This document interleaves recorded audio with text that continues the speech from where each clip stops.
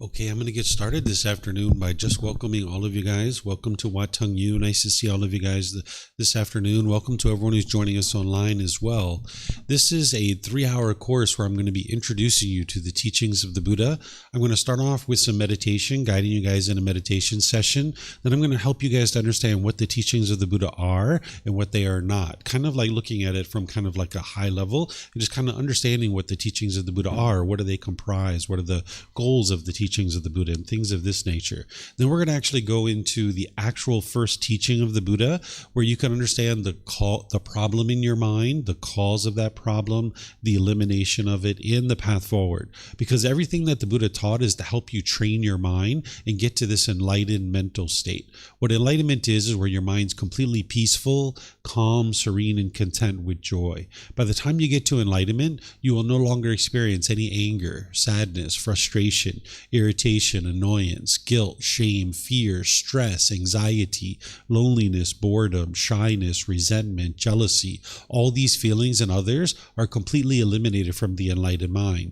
And in order to accomplish that, you need to understand what is the cause of these feelings. Oftentimes, what we think in the unenlightened state with the lack of wisdom is that these feelings are being caused by someone else. You might think your parents are frustrating you, or your brothers and sisters are annoying you, or your boss is making you angry, or something of this nature. But this isn't actually the case. And in order to get to this enlightened mental state, you need to be able to understand what's causing these feelings, because you won't ever be able to eliminate them if you don't know what's causing them. So the very first teaching of the Buddha helps you to understand the problem in your mind, the cause of that problem, the elimination of it, and the path forward. But before we get to any of that stuff, I usually like to start out with just some meditation to help you guys kind of practice a bit about the teachings of the Buddha. You wouldn't be able to meditate your way to enlightenment, but you wouldn't be able to get to enlightenment without meditation either. So that is part of the training and part of what the Buddha taught. So we'll kind of start with that. What I'm going to do is start with breathing mindfulness meditation. This is a form of meditation that the Buddha taught as a very beginning foundational meditation. If you'd like to join along in the meditation, I start with chanting, where I'm going to be chanting to ease us into the meditation. If you'd like to see these chants or even join along, they're on a laminated sheet over there on the cabinet. You're welcome to help yourself and get one. For anyone who's online, you can get these on our website at buddhadailywisdom.com. You can click on free books, and down towards the bottom, you'll be able to see the chanting. Yeah, you guys are welcome to help yourself. I see a couple of you guys looking over there like you would like to go get it. Feel free to help yourself. You can get up and move around and do whatever you would like to do. These chanting sheets, you're going to see that they're in the Pali language. This is the historical language that captures the teachings of the Buddha. It's no longer a spoken language today. And you'll see the English translations on there too. It's helpful to understand that during the lifetime of the Buddha, they used chanting as a way to commit the teachings to memory, so that every 2 weeks, his students would come together and they would recite his teachings orally. This is the way they committed it to memory, because during his lifetime, 2,500 years ago, the technology to write things down didn't exist. So they would use the chanting as a way to commit the teachings to their memory so that they could actually practice the teachings. This is helpful to understand the origins of chanting, so that you know that there isn't anything mystical or magical about these chants. It's not a rite or ritual or a ceremony or worship. It's not prayer or anything like that. During the lifetime of the Buddha, it was just purely as a device to remember the teachings, because they couldn't write things down because the technology didn't actually exist. So if you decide to chant along, you can understand that it doesn't have anything to do with any kind of rites or rituals or ceremonies or worship or prayer. In fact, the Buddha never actually taught any of that kind of stuff. If you're seeing any of those kinds of things associated with the teachings of the Buddha, that's not from the Buddha. Those are things that people added in after his teachings, that he taught you that these things don't actually lead to enlightenment by doing rituals and ceremonies and things like this. If you look at the English translations of the chants, you're going to see a lot of appreciation, gratitude, and respect for the Buddha. And because of this, I don't think the Buddha actually even created these chants. They were probably created by his students, either during his life or after his death, because an individual who's gotten to enlightenment enlightenment, they've eliminated their ego. They no longer have this arrogance and pride where they're putting themselves above other people and looking down on other people. So the Buddha wouldn't have given out chants and say, here, chant this to me out of respect for me. This would be the ego or arrogance. And an individual who's gotten to enlightenment wouldn't do that. But if you learn from a teacher of how to move from the anger and the sadness and the frustration and all these other discontent feelings like guilt and shame and fear and stress and anxiety, and this teacher didn't want anything from you or expect anything from you, and they helped you to get to this permanent peace and permanent joy that is enlightenment, you'd probably have a lot of respect and gratitude for that person too. So that's why I suspect that these chants actually came from the Buddha's students either during his life or after his death. If you would like to chant along, the benefit that you're going to get from it is it's going to help to ease your mind into meditation and get more benefit out of the meditation itself. So you'll hear me chanting those before the meditation. Then once we're in the meditation, I'm going to be guiding you during the meditation just for a period of time, just kind of like giving you some instructions and guidance so that you'll understand how to meditate while we're actually meditating together. But then there's going to be a period of time where it's just quiet and we're just all meditating together. Those of you here and anyone joining us online, we'll just all be meditating at the same time. Then we'll come out of the meditation with some more chanting. And then that's where I'll start today's course, helping you guys to understand what the teachings of the Buddha are, what they are not, and then what is his first teaching so you can understand what he actually taught as part of his first teaching. So if you'd like to join along, you're more than welcome to.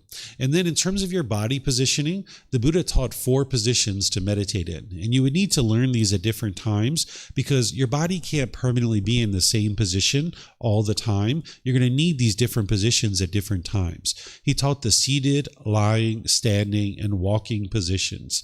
Oftentimes people are learning on the floor. So you could be sitting on the floor. We have chairs. Maybe if you're at home, you're on a bench or a sofa or a wheelchair or something like this. You can really sit however you're comfortable. There isn't just one fixed way to actually sit during meditation. But I'll just give you some guidance on the seated position if you're sitting on the floor in a chair, just to kind of help you understand some suggestions that you might consider. But just understand that these are things for you to consider, that it's not possible for everybody to sit in exactly the same position. That's not the actual goal. It's not actually possible. So you sit however you're comfortable. If you're on the floor, you might think about having some cushions. That's going to help you to kind of soften your seat. And if you're choosing to bring your legs together in the cross-leg position, doing that lightly will help you, because if they were real tight, it can impede the circulation and make it difficult for you to actually meditate because it can cause pain in the lower body. The Buddha put his right hand over his left with his thumbs together, and he put this into his lap. If this is comfortable for you, you could use it, but not everybody's going to find this to be comfortable. Some people like to put their palms on their thighs or their knees or their palms up. Some people rest their hands comfortably in their lap. So you find whatever's comfortable for you. And that also goes for your legs too. Some people like to put their legs off the mat, which gets their hips up in the air, and it lessens the angle at the hips, the knees, and the ankles. So you can find whatever's comfortable for you. And if anybody's in a chair or a bench or a wheelchair or sofa or something like this, oftentimes people like to put their feet flat on the floor or lightly crossed at the ankles, but you can see me, I'm sitting in a chair with my legs crossed, so that's an option as well. And then of course, putting your hands and arms wherever you're comfortable when you're sitting in a chair would be fine as well. If your upper body is erect with the sternum up and the shoulders back, you're going to find that this helps to keep your mind attentive and alert during the meditation, because this is a dedicated, active, purposeful training session where you're eliminating certain unwholesome qualities and you're cultivating certain wholesome qualities. And having the sternum up and the shoulders back is going to help keep your mind attentive and alert during the meditation. It also helps you to breathe in through the nose and out through the nose. So if you decide you would like to do that, that's going to really help you as well. So again, I'm going to ease us into meditation with some chanting, which you guys are welcome to join along with. There's other courses and retreats that I teach the chanting, but because of our short time today, I'm not going to actually teach the chanting. You guys can just kind of chant along if you would like to, or just listen. It's up to you.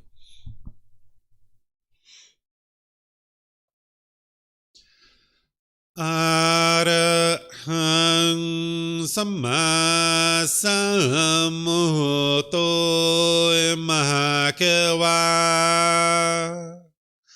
Wat Tung Mahakawanang piwate ami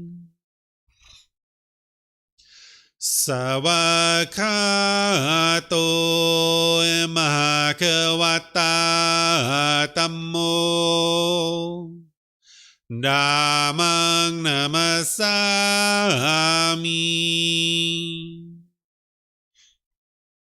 Supatipano mahakavato Sāvaka Saṅkho Saṅghang namami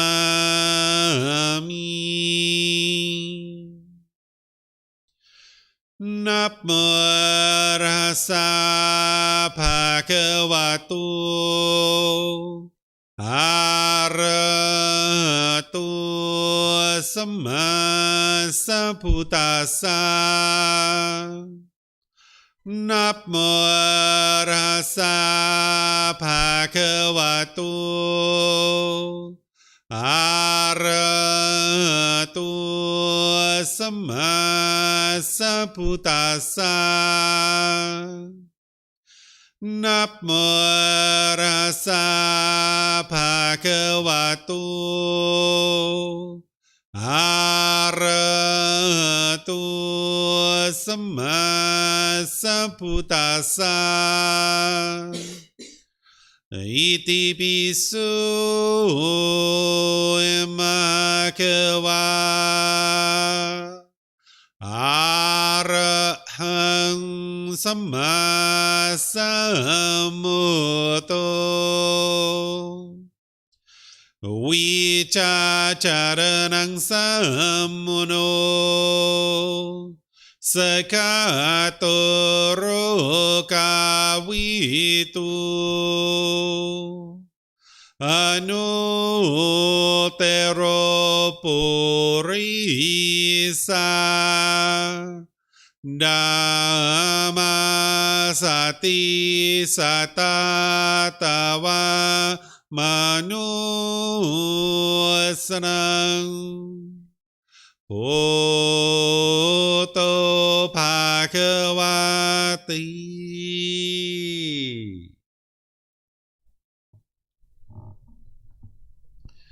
Okay, with the lower body and hands and arms comfortable, and the upper body erect. Just close the eyes and start breathing in through the nose and out through the nose. Here you're just looking to establish the breath. A nice, natural, steady, consistent breath. Not forced or controlled, just a gradual inhale through the nose, experiencing the full breath.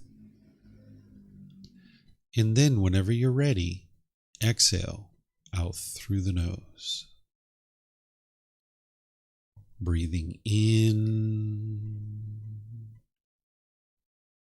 and out. Breathing in and out. Your breath may not match up with the guidance that I'm providing, and that's okay. This is your practice. I'm just here for guidance. You can use this voice as a reminder that whenever you get to the next inhale, breathing gradually through the nose, developing a nice, natural, steady, consistent breath. And then whenever you're ready, exhale out through the nose, experiencing the full breath. Breathing in and out. Breathing in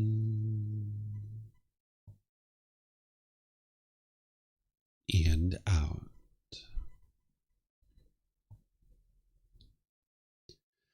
With the breath well established, start fixating the mind on the breath, either the sound of the breath coming into the nose or the sensation of air moving over the skin into the nose. The breath is the present moment. Fixate the mind on the breath, the present moment.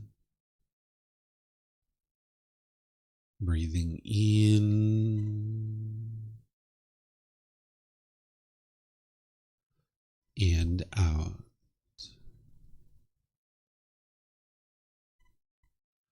Breathing in and out. With the mind fixated on the breath, whenever you notice that it moves off the breath, cut that off, let it go, and come back to the breath, the present moment. No need to observe the thought, label it, judge it, analyze it, or even try to figure out where it's coming from. Whenever you notice that the mind is moved off the breath, cut that off, let it go, and come back to the breath, the present moment. Breathing in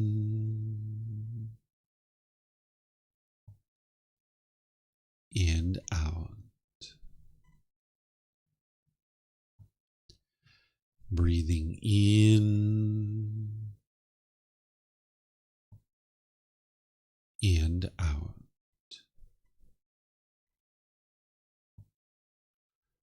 I'm going to be quiet now and let you do this work of focusing on the breath, cutting off and letting go anytime the mind moves off the breath.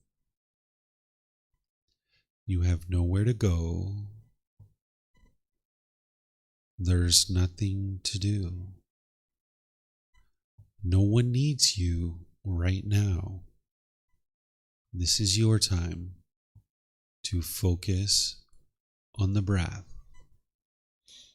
Breathing in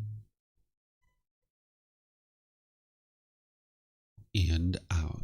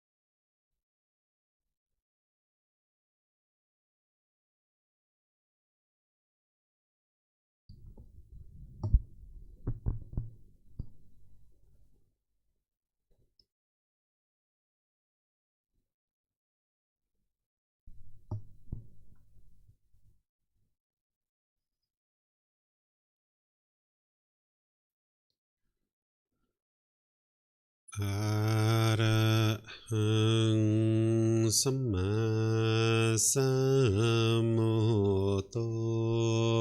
Bhagava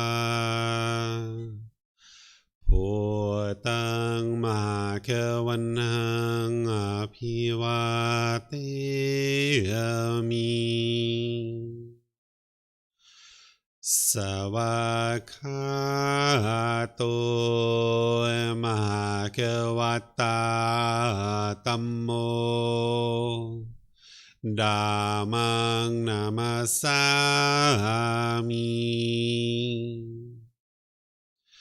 Supatipano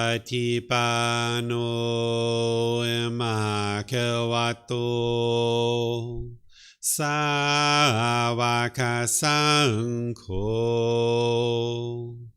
Sanghang Namami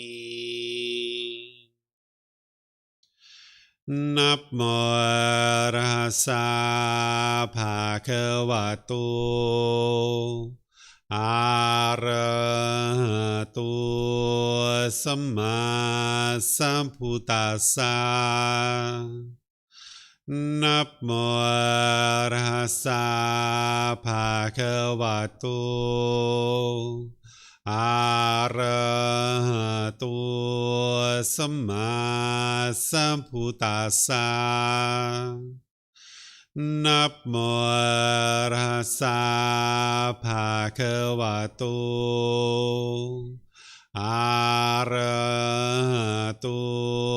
Samma Sambuddhassa Iti piso Bhagava Arahang Samma Sambuddho Vicacaranang Sammuno Sakato Rokavitu Anutero Purisa Dhamma Sati Satatawa Manusrang Bhutto Bhagavati. All right, if you guys would like to slowly make your way out of meditation. Once again, welcome to all of you guys. Welcome to everyone here at the temple. Welcome to everyone joining us online as well. This is breathing mindfulness meditation. We're going to talk a little bit about it as we go in our class today. But before we do that, I would like to just kind of start the course and kind of share with you a few things that are going to help you to be able to understand what it is that we just did with this breathing mindfulness meditation. Just so you know, as we go throughout our course, just even though we have this short period of time, I'm going to be pausing it a few times and seeing if you guys have questions. And if there's ever a time where you guys would like to ask questions, you can let me know. We have microphones here in the white bowl. All you need to do is get a microphone, press the gray button, the lights will come on, and you just hold that up to your chin, and we'll be able to hear you here at the temple, and they'll be able to hear you online. If you speak here without a microphone, they won't be able to hear you online. So if you could use a microphone, that'd be great. And you can just keep it with you because you might have more than one question, or someone around you might have a question, so that way you have a microphone. And then for those of you guys that are online, if you guys would like to ask questions, you can put that into Facebook, YouTube, or Zoom in the comment section. I'll be able to see that. Or if you're in Zoom, you can electronically raise your hand, unmute your microphone, and ask any and all questions that you like. So in terms of understanding the teachings of the Buddha, or getting an introduction to the teachings of the Buddha, the very first thing to talk about is, what is a Buddha? Let's talk about that and kind of help you to understand what a Buddha is. We refer to this individual as fully, perfectly enlightened. There's three primary criteria that make a Buddha, and then there's some other criteria as well. The first criteria, what makes an individual a Buddha, is that they get to enlightenment by themselves without the help of any teachers or any guides. The second criteria is that once they get to enlightenment, they will then dedicate the rest of their life to sharing their independently discovered teachings with countless people, and countless people will get to enlightenment during that person's lifetime. The third criteria is that they will preserve their teachings in such a way that countless more people will get to enlightenment after their death. So these are the three primary criteria of what makes a Buddha a Buddha. They get to enlightenment by themselves. They dedicate the rest of their life to sharing their teachings, and countless people will get to enlightenment. Then they will preserve their teachings so that other people can get to enlightenment after their death. A Buddha is actually very rare in the world, and they exist very rarely. So you can get to enlightenment, but you won't actually be a Buddha at the end of that. You'll be an enlightened being, which will be plenty satisfying for you. But a Buddha is actually very rare in the world. You're going to need teachers. You're going to need guides to help you along the path to enlightenment. Because there's one aspect of the mind of an individual who's going to become a Buddha, which is different than the mind that you're experiencing. So your mind and a Buddha's mind functions exactly the same, but there's one aspect of a Buddha's mind that allows them to get to enlightenment by themselves without the help of any teachers or any guides. And that's this fourth one here. An individual who's going to become a Buddha has a profound memory. Even an enlightened being has a very deep memory, but an individual who's going to be a Buddha, they have a very deep, very profound memory, even in the unenlightened state, that they can remember countless details about their current life and their past lives too. And they culminate all this wisdom into their last life, where they figure out how to get to this enlightened mental state without the help of any teachers or any guides. It's kind of like a hard drive. Like, for example, you have a certain capacity of your hard drive, maybe 500 gigabytes or 1 terabyte. And when you get to your capacity, you need to delete old files in order to store new files. That's why, like in the last 5 years or so, you kind of remember pretty much everything you've been up to in the last 5 or 10 years or so. But if you think back to your childhood, you probably just have spotty memories. You don't have direct recall of every single thing that was happening during your childhood, because you've had to delete those old files in order to store the new files that you're now experiencing these new experiences. An individual who's going to become a Buddha, they have an unlimited capacity. They don't have a limited capacity in their mind. They can remember countless details about their current life and their past lives too. Even people that are enlightened, or even people in the current life, they can remember details about their past lives in some cases, but not to the level of detail that an individual who's going to become a Buddha can. They have deep, profound wisdom. They're able to culminate all of that into being able to get to enlightenment by themselves. An individual who's a Buddha, they can quickly determine the condition of someone's mind and then be able to help them with teachings that are going to be able to help them to get to enlightenment. An individual who's a Buddha, they don't just go around and give advice in an unsolicited way, kind of telling people what they should or shouldn't be doing. But an individual who is a Buddha, they've actually been able to purify their own mind, get to this enlightened mental state, and they can see the certain aspects of their student's mind that are hindering them from being able to experience enlightenment. And they use that to their ability to be able to help their students to be able to get to enlightenment. So as they spend time with their students, they're able to observe that person's mind and then provide them guidance and teachings that are going to help them to be able to overcome those particular challenges. So they can quickly determine the condition of someone's mind and then provide them teachings about how to eliminate certain unwholesome qualities from their mind and how to support and encourage the wholesome qualities that are in the mind. And then also down here, this is kind of running off the screen a little bit, but a Buddha is a deep practitioner of their teachings. They're a living, breathing, walking example of their teachings. Whatever they teach in their spoken words, that's what they're practicing too. So they're not teaching one thing and then practicing something completely different. Because an individual who's a Buddha, they're wise enough to know that they're teaching through their spoken words, but they're teaching just as much through their actions as well. So the way that they conduct themselves in the world will be exactly the same as how they teach. So if they teach, being polite, kind, friendly, respectful, for example, to everybody and anybody, because that's one of the aspects of getting to enlightenment, is you'll be able to be polite, kind, friendly, respectful to every single person around you. Right now, you might find that to be challenging. There might be certain situations where you're impolite, you're unkind, you're maybe unfriendly and disrespectful, but that's coming coming from your own mind, and you can actually train your mind to not do that any longer. So an individual who's a Buddha, if they're teaching to be polite, kind, friendly, and respectful, they'll be that way in all situations when they're interacting with people, because their students are learning just as much through their actions as they are through their spoken words. So this is what a Buddha is. And we refer to this individual as fully, perfectly enlightened. And the reason why is because if you learn from a teacher who isn't a Buddha, for example, you might get to enlightenment, but there are certain things that you've learned along the way that aren't actually contributing to your enlightenment. And you might still be doing those things. Maybe only 90%, 80% of what you actually are doing led to your enlightenment. But there's kind of like 10%, 20% of extra baggage that's still around. That's why we refer to this person as fully, perfectly enlightened, because this individual who's gotten to enlightenment by themselves, for example, if they try a certain meditation and it works and it's helping to improve the condition of their mind, they know that that's part of the path to enlightenment. But if they try a certain meditation and they notice that it doesn't improve the condition of their mind, they'll discard it.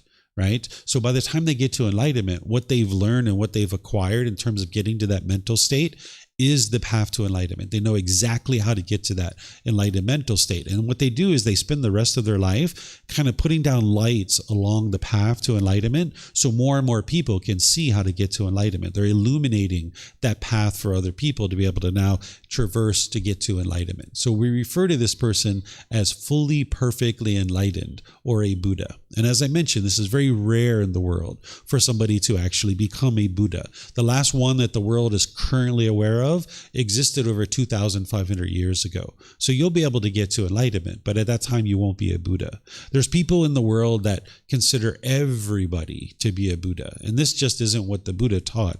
But some people's minds with the ego kind of think that way, but that's not the actual case. That's not what the Buddha taught. It's very rare for this type of individual to exist in the world. In terms of what the teachings of the Buddha are, I'm going to teach you what his teachings are, and I'm going to teach you what his teachings are not, as a way to help you understand what his teachings are. What his teachings are is it's a path to attaining enlightenment through purification of the mind. The Buddha essentially discovered these 10 individual pollutions in the mind, and he discovered the tools and the techniques and the training that needs to happen in order to uproot those pollutions out of the mind.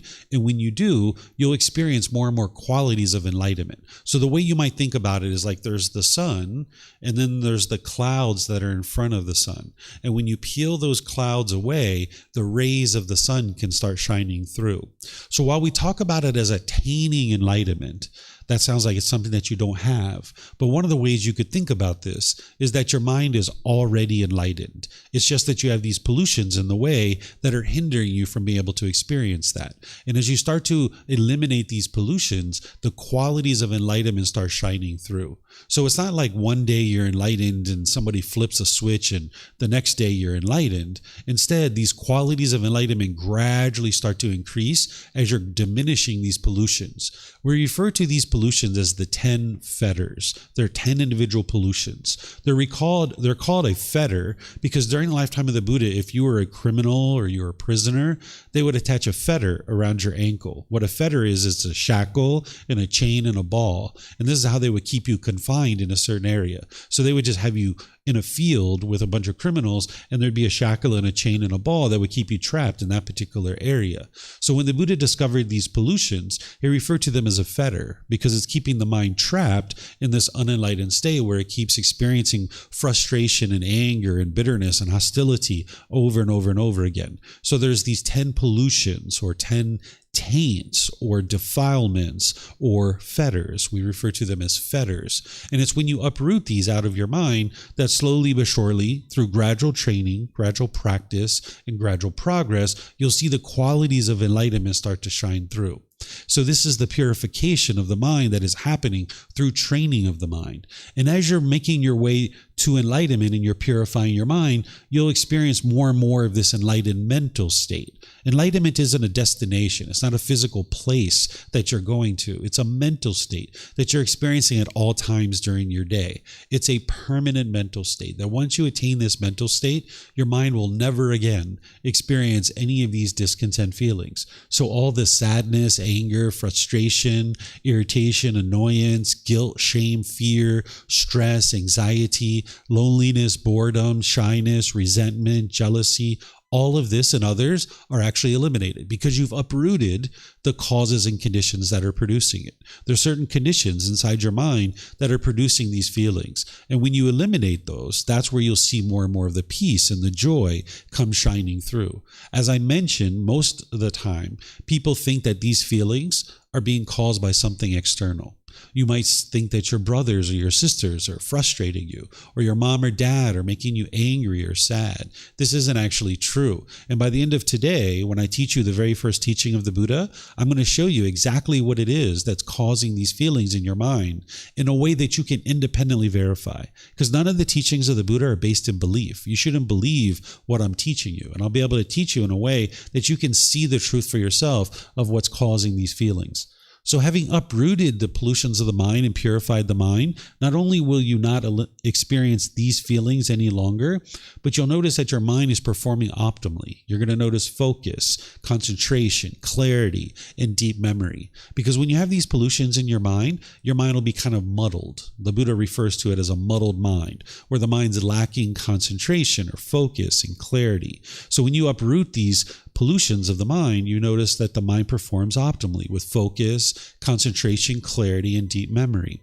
You'll notice that you have deep wisdom about the world around you, that you understand the way things truly are. And you'll be able to be polite, kind, friendly, and respectful with everyone around you. As I mentioned, you might find that kind of challenging right now. There might be certain situations where you're a little bit bitter, or harsh, or hostile, or frustrated, or agitated, or resentful, or holding a grudge against somebody. But you can eliminate that. You get to the point where you're not causing harm to other beings. And you'll notice that harm isn't coming back to you. And because of this, you'll notice that your personal and professional relationships are really blossoming. They'll be at ease. Because when you're being bitter and harsh and hostile in your relationships, and that's what you're putting out, it's going to come back to you. So by the time you eliminate that from your own mind, where you're being loving and kind and warm and gentle to the people around you, you're going to notice that that's the way people are starting to treat you more and more. It's not going to be instantaneous. It's not going to be the snap of a finger. But over the course of multiple months and years, as you're journeying to enlightenment and you're treating people polite, kind, friendly, and respectful, more and more you're going to see that that's the way people treat you as well. Essentially, the way this is occurring is you're eliminating what's called craving, anger, and ignorance. This is a high-level way of referring to the 10 fetters, those 10 pollutions of mind. So we refer to craving, anger, and ignorance as the 3 poisons, or the 3 unwholesome roots, or the 3 fires. I'll just give you guys a summary of what this is, and then at another time you can go deeper into it. What craving is the longing, the yearning, where the mind almost has this unquenchable thirst, where it's chasing after the objects of your affection, wanting things to be a certain way.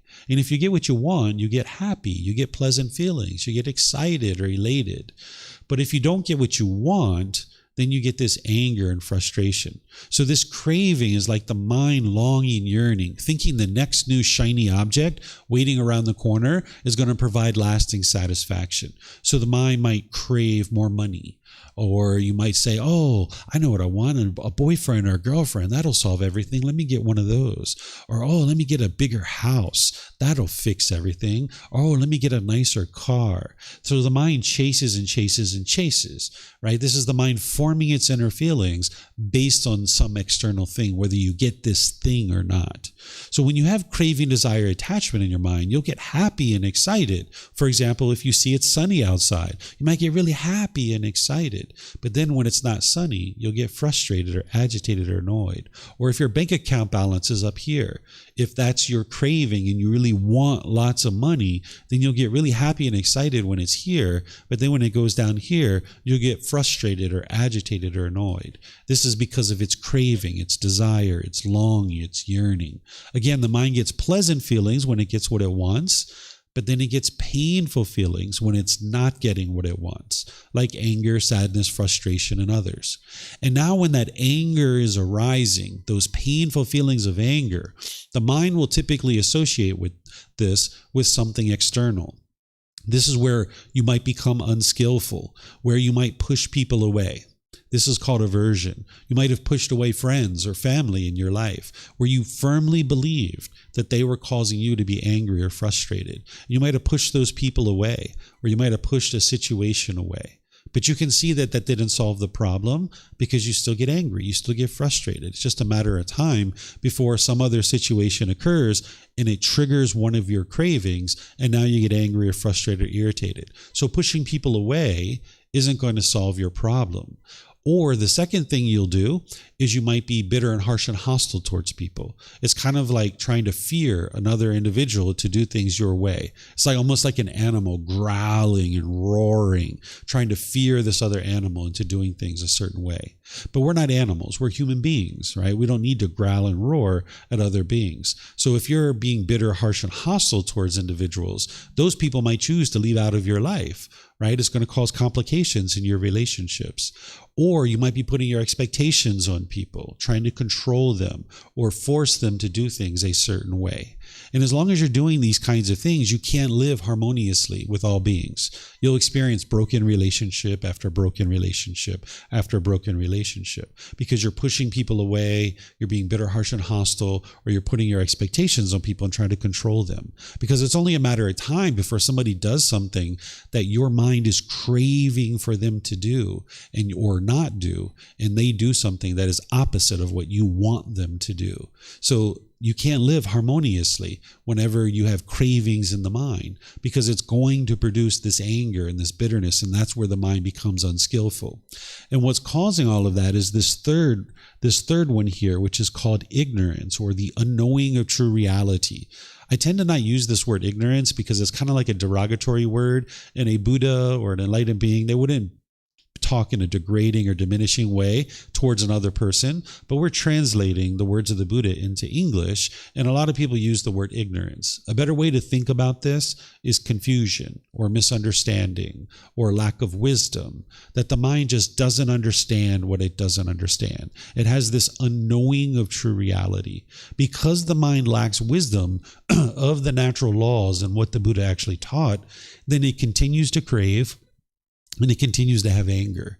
So while we call this craving, anger, and ignorance, it's really because of ignorance that craving and anger continues to exist. When you arise wisdom, you'll actually learn how to eliminate your craving and how to eliminate your anger. But as long as the mind lacks wisdom, it will continue to crave, it will continue to have anger, and it will just stay stuck in this continuous cycle of experiencing anger and frustration, agitation over and over and over again.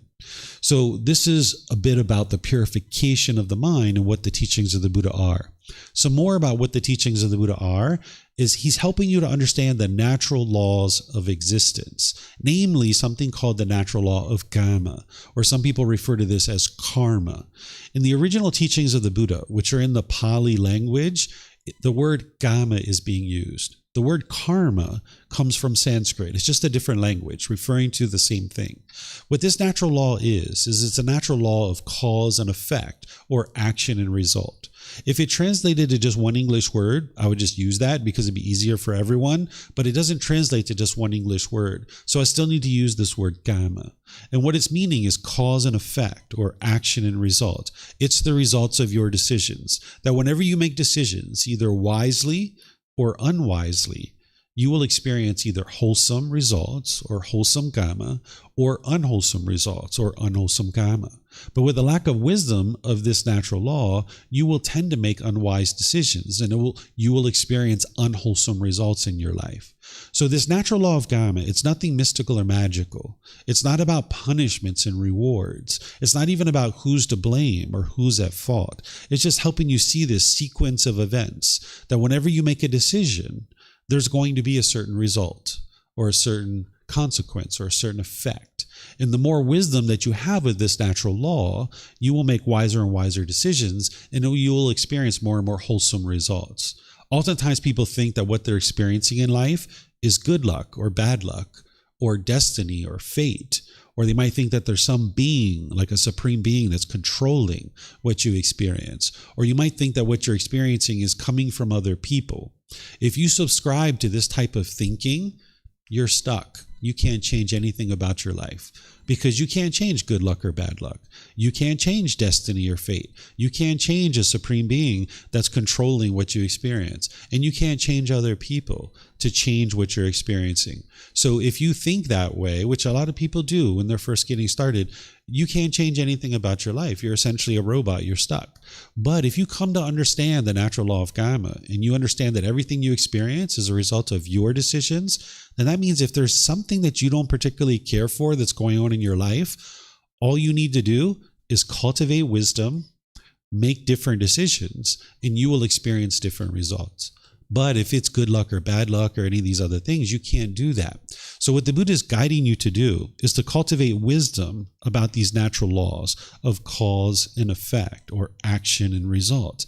And you cultivate wisdom through learning, examining, and investigating his teachings, through reflecting on those to independently verify whether they're true or false, and then you practice it. You integrate this into your life, and then as you're making more and more decisions through the natural law of karma, you'll be able to see the results for yourself. So gradually, slowly but surely, you're learning, reflecting, and practicing to acquire this wisdom about these natural laws. We all grew up with a lack of wisdom of the natural law of gravity. And because of that, we struggled. We had difficulties. We fell down. We hurt ourselves. We cried and cried and cried. But slowly but surely, we gained wisdom of the natural law of gravity. And when we did, we were then starting to make wiser and wiser decisions, and we experienced improved results. We started tying our shoes tighter. We stopped being so giddy and bouncing around like a kid all the time. We started to make wiser decisions. We started looking at the surface of the sidewalk when we were walking, and now we don't fall down like we did when we were children. We don't break our toys the way we used to, right? And even if we do, we might understand that, okay, this is normal. But when we lacked wisdom of that natural law of gravity, we struggled. We had difficulties. Because of our lack of wisdom, we were making unwise choices, and it led to certain results. And that natural law, it affected us whether we're aware of it or not. And we don't believe in the natural law of gravity. We know that it's true. We can see it for ourselves, right? We can see that there's a natural law of gravity there with our own eyes.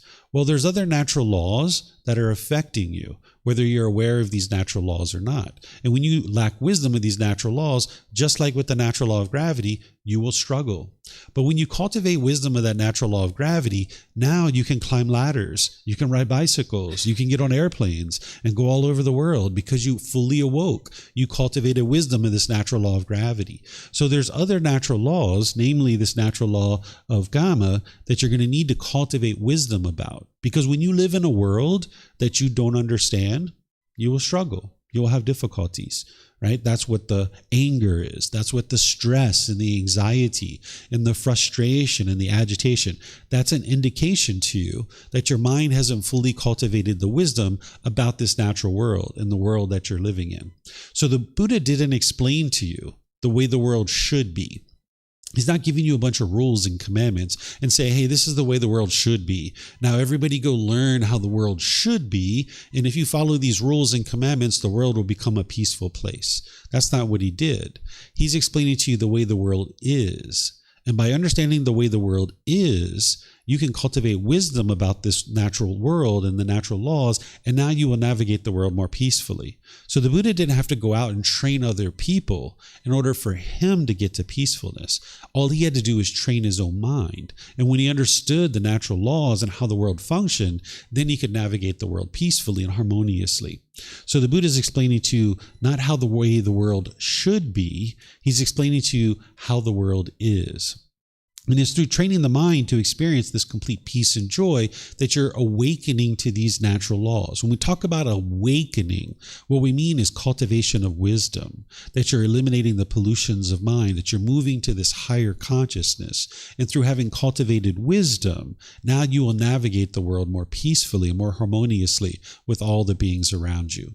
So this is the main natural law that the Buddha is helping you to awaken to, but there's other natural laws as well besides this natural law of karma, but this is the main one.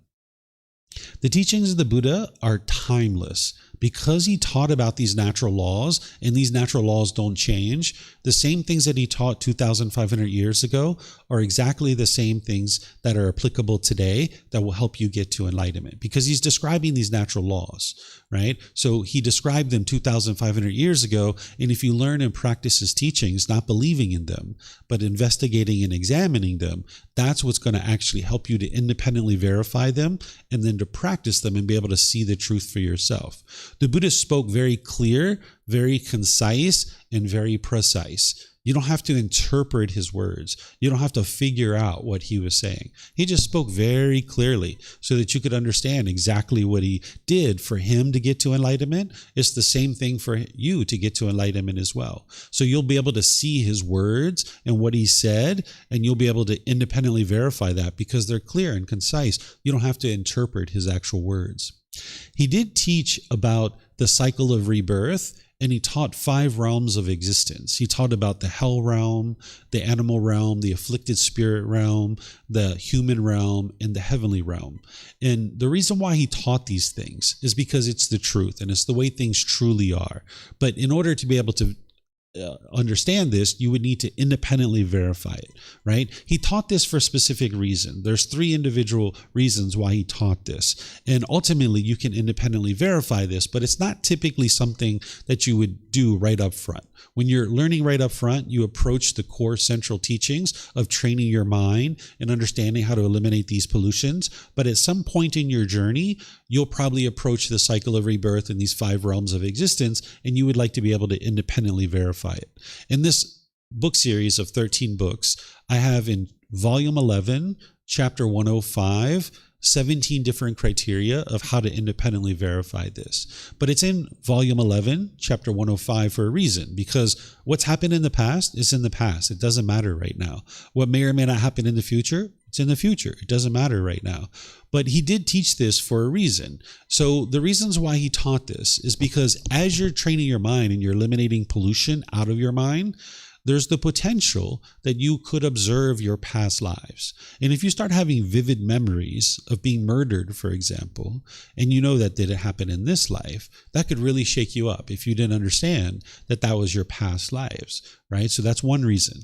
The other reason is that some people, they experience communication from these beings. In the hell realm, these are formless beings. From the afflicted spirit realm, these are like ghosts. And then there's the heavenly realm. These are also beings that are formless. And sometimes people can hear them speaking. And just like you're at a restaurant and 2 tables over, you can hear a human being's conversation and you just ignore it and you can continue to focus on your meal. You can learn to do the same thing with these communication from these beings from other realms. So it's possible for somebody to experience that. And then the third reason is that while you're training your mind and you're uprooting this pollution out of your mind, you can also sometimes see these beings. Even though they're formless, some people can see hell beings, some people can see afflicted spirits or ghosts, and some people can see heavenly beings. And if you didn't understand this is the way the world is, you would be really shaken up by that. So remember, the Buddha is teaching you the way the world is. He's not explaining to you the way the world should be. And this isn't belief, but there is a point in time, maybe a year and a half, 2 years into your journey to enlightenment, that you might approach this to be able to understand.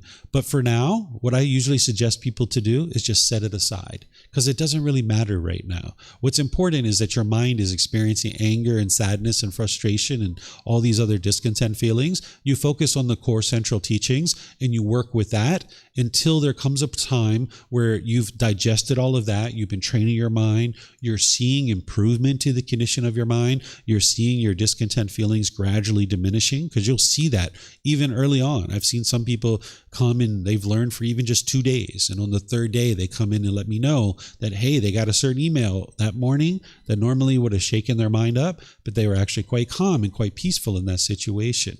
So you can see gradual progress, but it's not going to be instantaneous and it's not going to be complete change so quickly. You'll see in certain situations where you once got angry and frustrated and irritated, you don't experience that anymore. And that's going to be a gradual process. But at some point, once you get all the core central teachings under your belt, you might decide to start approaching this. And that's why I have it in volume 11, chapter 105 in that particular book. Then also, the Buddha did teach about God. Sometimes people are confused about this and they think that the Buddha did not teach about God. Some people will go as far as saying that the Buddha rejected God or he denied the existence of God. Anybody who's saying that hasn't actually studied the original teachings of the Buddha. If you look at his original words, he actually talks about this being of God because people had thoughts about this being God during his lifetime. And he taught about this being. But he didn't put put God at the center of his teachings, because it's not God who determines whether you get to enlightenment or not. It's you that determines that. It's your choices that are going to lead you to enlightenment. So he put you at the center of his teachings. He didn't put God at the center of his teachings. So if you're interested in having a relationship with God, there's certain things that you might be thinking right now about this being that you're going to need to understand aren't true. Like if you've been taught that this being is controlling you, or this being has a plan for you, that has some purpose for you in life, that this being is punishing you or rewarding you, or that this being is wanting you to fear this being, or this being is jealous of you or controlling you, or you've been taught to pray to this being and ask for things to change in your life. These things might have been things that you have been exposed to in the past, but you can see through your own independent verification, it's not true, right? Because you can sit here and pray for all the money in the world, but it's not going to poof and magically occur in front of you. If you're going to acquire any money, it's going to come from cause and effect. It's going to come from your decisions, right? This being God is not a genie in a bottle, right? So we can't treat this being like a genie in a bottle. And this being isn't controlling us. It's not forcing us to do anything whatsoever. So some people would like to get to enlightenment with a relationship with God, and there's a way for you to do that, but you're going to need to learn about some things that maybe you've been exposed to that aren't actually true. And you'll be able to independently verify what is the truth. But if you're not interested in having a relationship with this being, you can still get to enlightenment that way too.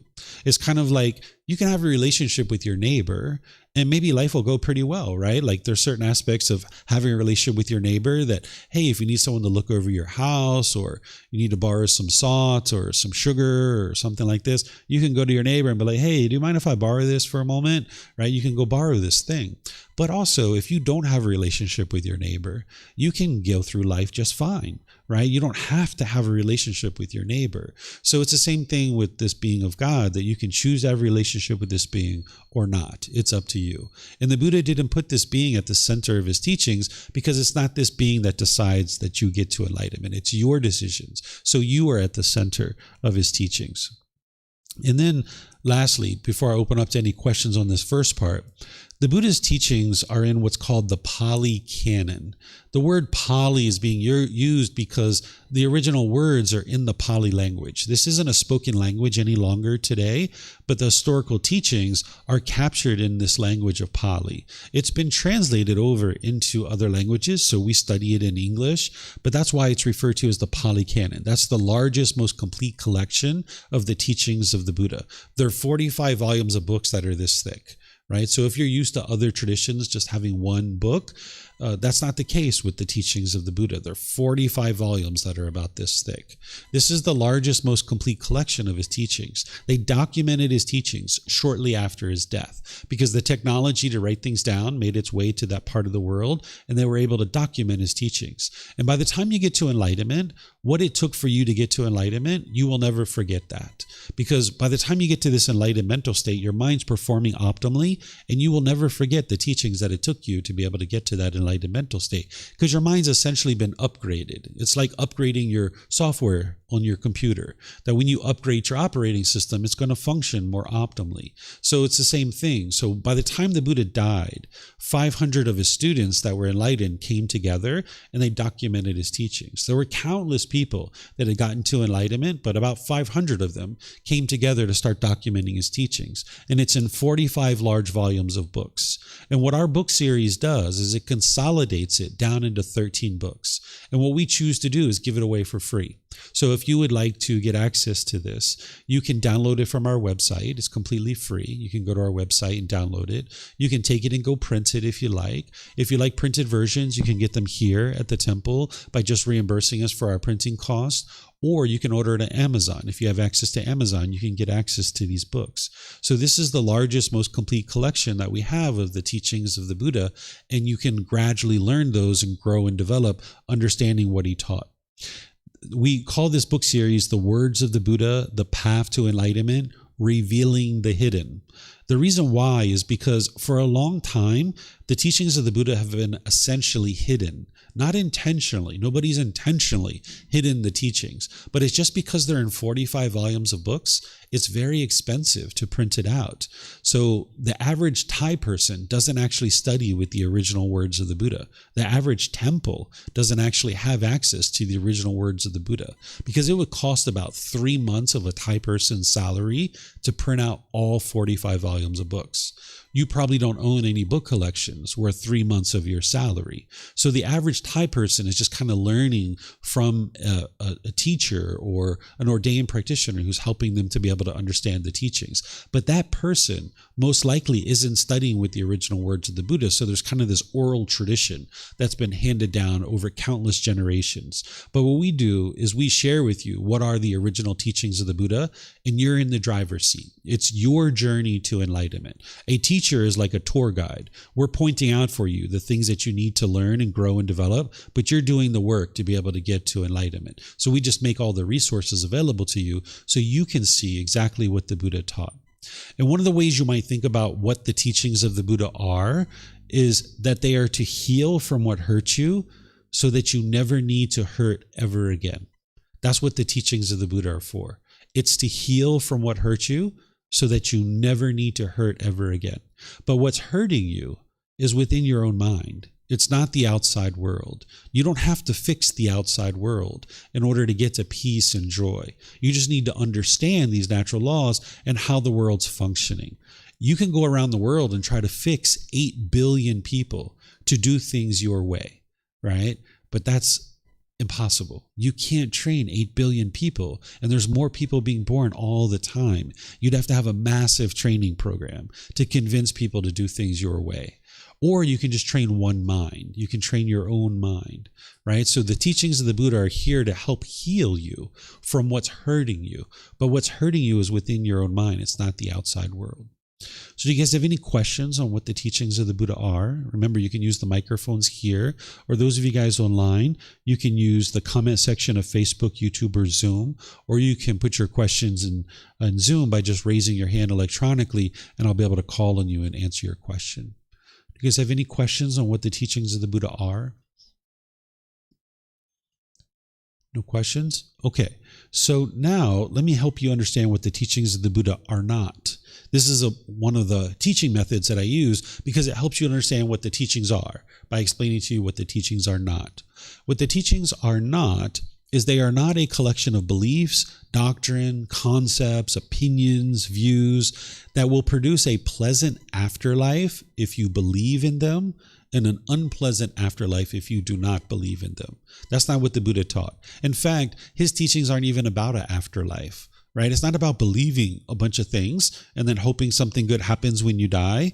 It's about learning and practicing now in this life, creating the perfect life now, getting to the peace and joy now in this life. So when you're learning now, you're reflecting now to independently verify, and you're practicing now, you experience the results now in this life, that your mind, your relationships, your life is becoming more and more peaceful as you go through this life. And that's how you know that the teachings that you're learning is leading to an improved condition of your mind in your life. So the teachings of the Buddha aren't opinions or views, or it's not a doctrine or beliefs or anything like that. Also, the teachings of the Buddha are not a religion. I know that many people talk about the teachings of the Buddha as a religion, right? They even use this word Buddhism, right? This didn't exist during the lifetime of the Buddha. And it really comes down to how you think about religion. If you think about religion as one person at the top telling everybody else what they should or shouldn't be doing, that's not the teachings of the Buddha. If you think about a religion as rites and rituals, ceremonies and worship, that's not the teachings of the Buddha, because he didn't teach any rites, rituals, ceremonies, and worship. If you think about religion as rules and commandments that everyone must follow in order to create a peaceful world, that's not the teachings of the Buddha. So if you think of this way as religion, and that's what you tend to think about when you think about religion, the teachings of the Buddha aren't any of these things. There's not one person at the top telling everybody what they should or shouldn't be able to do. There's nobody at the top of Buddhism, right? There aren't any rites, rituals, ceremonies, and worship. Even if you've been to temples here in Thailand or other places and you've seen rites, rituals, ceremonies, and worship, that's not what the Buddha taught. I can show you in his own words, and I can explain to you why he didn't teach any of those things. Because he's teaching you to cultivate wisdom. And a right ritual, ceremony, or worship doesn't cultivate wisdom, right? So he didn't teach any of those things, even if people are associating it with the teachings of the Buddha. And there are no rules. There are no commandments. And I know some of these temples you go to, they have you wear certain clothes. They have you do certain things. They have all these different rules. That's not what the Buddha actually taught. So if you're seeing these kinds of things, this is what people are choosing to do today that may or may not be the teachings of the Buddha. So that's why when you come here, there's no rules here. You can wear anything that you like, whatever you're comfortable with. Just come here and learn if that's what you would like to do. So if you think of religion in this way, that's not the Buddha's teachings. The Buddha's teachings aren't a religion. Also, his teachings aren't a system of punishments and rewards. If you've been taught that way, the Buddha's teachings don't go through that kind of thing. He's not teaching you punishments and rewards. He's teaching you how to train your mind, how to cultivate wisdom. If you've thought about mystical or magical things or superstition or auspicious things, that's not the teachings of the Buddha either. He doesn't teach those kinds of things. The teachings of the Buddha are not something to attempt to force other people to do, right? Sometimes when you learn things like this, people teach you to go out into the world and convince other people to do the same things that you're doing. This isn't what the teachings of the Buddha are. This is about you. This is about your journey. This is like a self-help program that's been around for 2,500 years. And it's for you to choose to learn and grow and develop on this path if you'd like. You don't need to force and control other people or attempt to convince other people to do anything at all. This is for you to develop your own mind and grow and develop into a better and better human being. Also, if you've spent any time in social media, you might start seeing these like catchy little phrases where people attribute to the Buddha. It'll be like blah, blah, blah, blah, blah, blah, blah, the Buddha. I can assure you that that most likely didn't come from the Buddha. He doesn't teach that way. He doesn't have these short little catchy phrases. But that's people today coming up with certain phrases, and they will put the name the Buddha on there just to give it more credibility. I've researched these, and 99.9% of the time, they're not actually from the Buddha. There's actually a website devoted to this. It's called fakebuddhaquotes.com or maybe .org or something like that. And this person has researched and tracked down these individual quotes and where they're actually coming from. And most of them are within the last 100 years or so that people are saying these quotes, and then they're putting the Buddha's name on these things. So the Buddha doesn't have these short, catchy phrases. He has these discourses where you can really see him describing the world around you. And then lastly, his teachings aren't stuck in a cultural past that degrades and judges other people. Sometimes people think, oh, teachings from 2,500 years ago, he must have denigrated women, right? He must have, looked down on minorities. No, not at all. This is a fully, perfectly enlightened Buddha. He didn't degrade or diminish anybody whatsoever. Once he got to enlightenment, he didn't do those things. He taught everybody is equal, right? Men and women and whatever background, cultural background you come from, he taught everybody is equal. He didn't degrade or diminish anyone. He taught men to respect their wives, and he taught wives to respect their husbands. So the Buddha is not degrading or diminishing any particular gender or nationality or race or ethnicity or anything like that. He didn't teach hate and being vindictive. He taught love and kindness and compassion for all beings, and that all beings are equal. So this is a little bit about what the teachings of the Buddha are not. Do you guys have any questions on this? Any questions? No questions? Okay. Well, typically what I do at this point is I offer you guys to have a little break. If you would like to take a little break, it's about 2:15. So we've been talking for about an hour and a half. We did some meditation and things like that. This will give you guys a chance to meet each other, talk with each other, spend a little time with each other, maybe use the bathroom, stretch your legs a little bit, and then we can come back. And what I'm going to do is when we come back, I'm going to teach you guys the very first teaching of the Buddha. This is where you're going to learn the problem in the mind that the Buddha discovered, the cause of that problem, the elimination of it, and the path forward of how to completely fix your actual mind. This is the very first teaching of the Buddha. If you were going to go on a hike, for example, and you were going to hike on a trail, there's usually a trail marker at the beginning of the trail. And it kind of gives you kind of an overview of what this trail is going to be. It's like, go down this ravine, walk up this hill, cross this stream, walk across this bridge, and then it circles back to the parking lot. Essentially, maybe that's what this trail marker says. So you can think about the Four Noble Truths like a trail marker, kind of giving you an indication of what it is that the Buddha is teaching you as part of the entire journey. And he does this in 4 simple statements that you can independently verify. So if you guys would like to take maybe like a 20-minute break, it's essentially 2:20. Maybe we'll come back at 2:40, give you guys a chance to relax and spend time with each other, and then I'll share this teaching with you guys. Okay? So we'll chat after break. Yeah, you're welcome.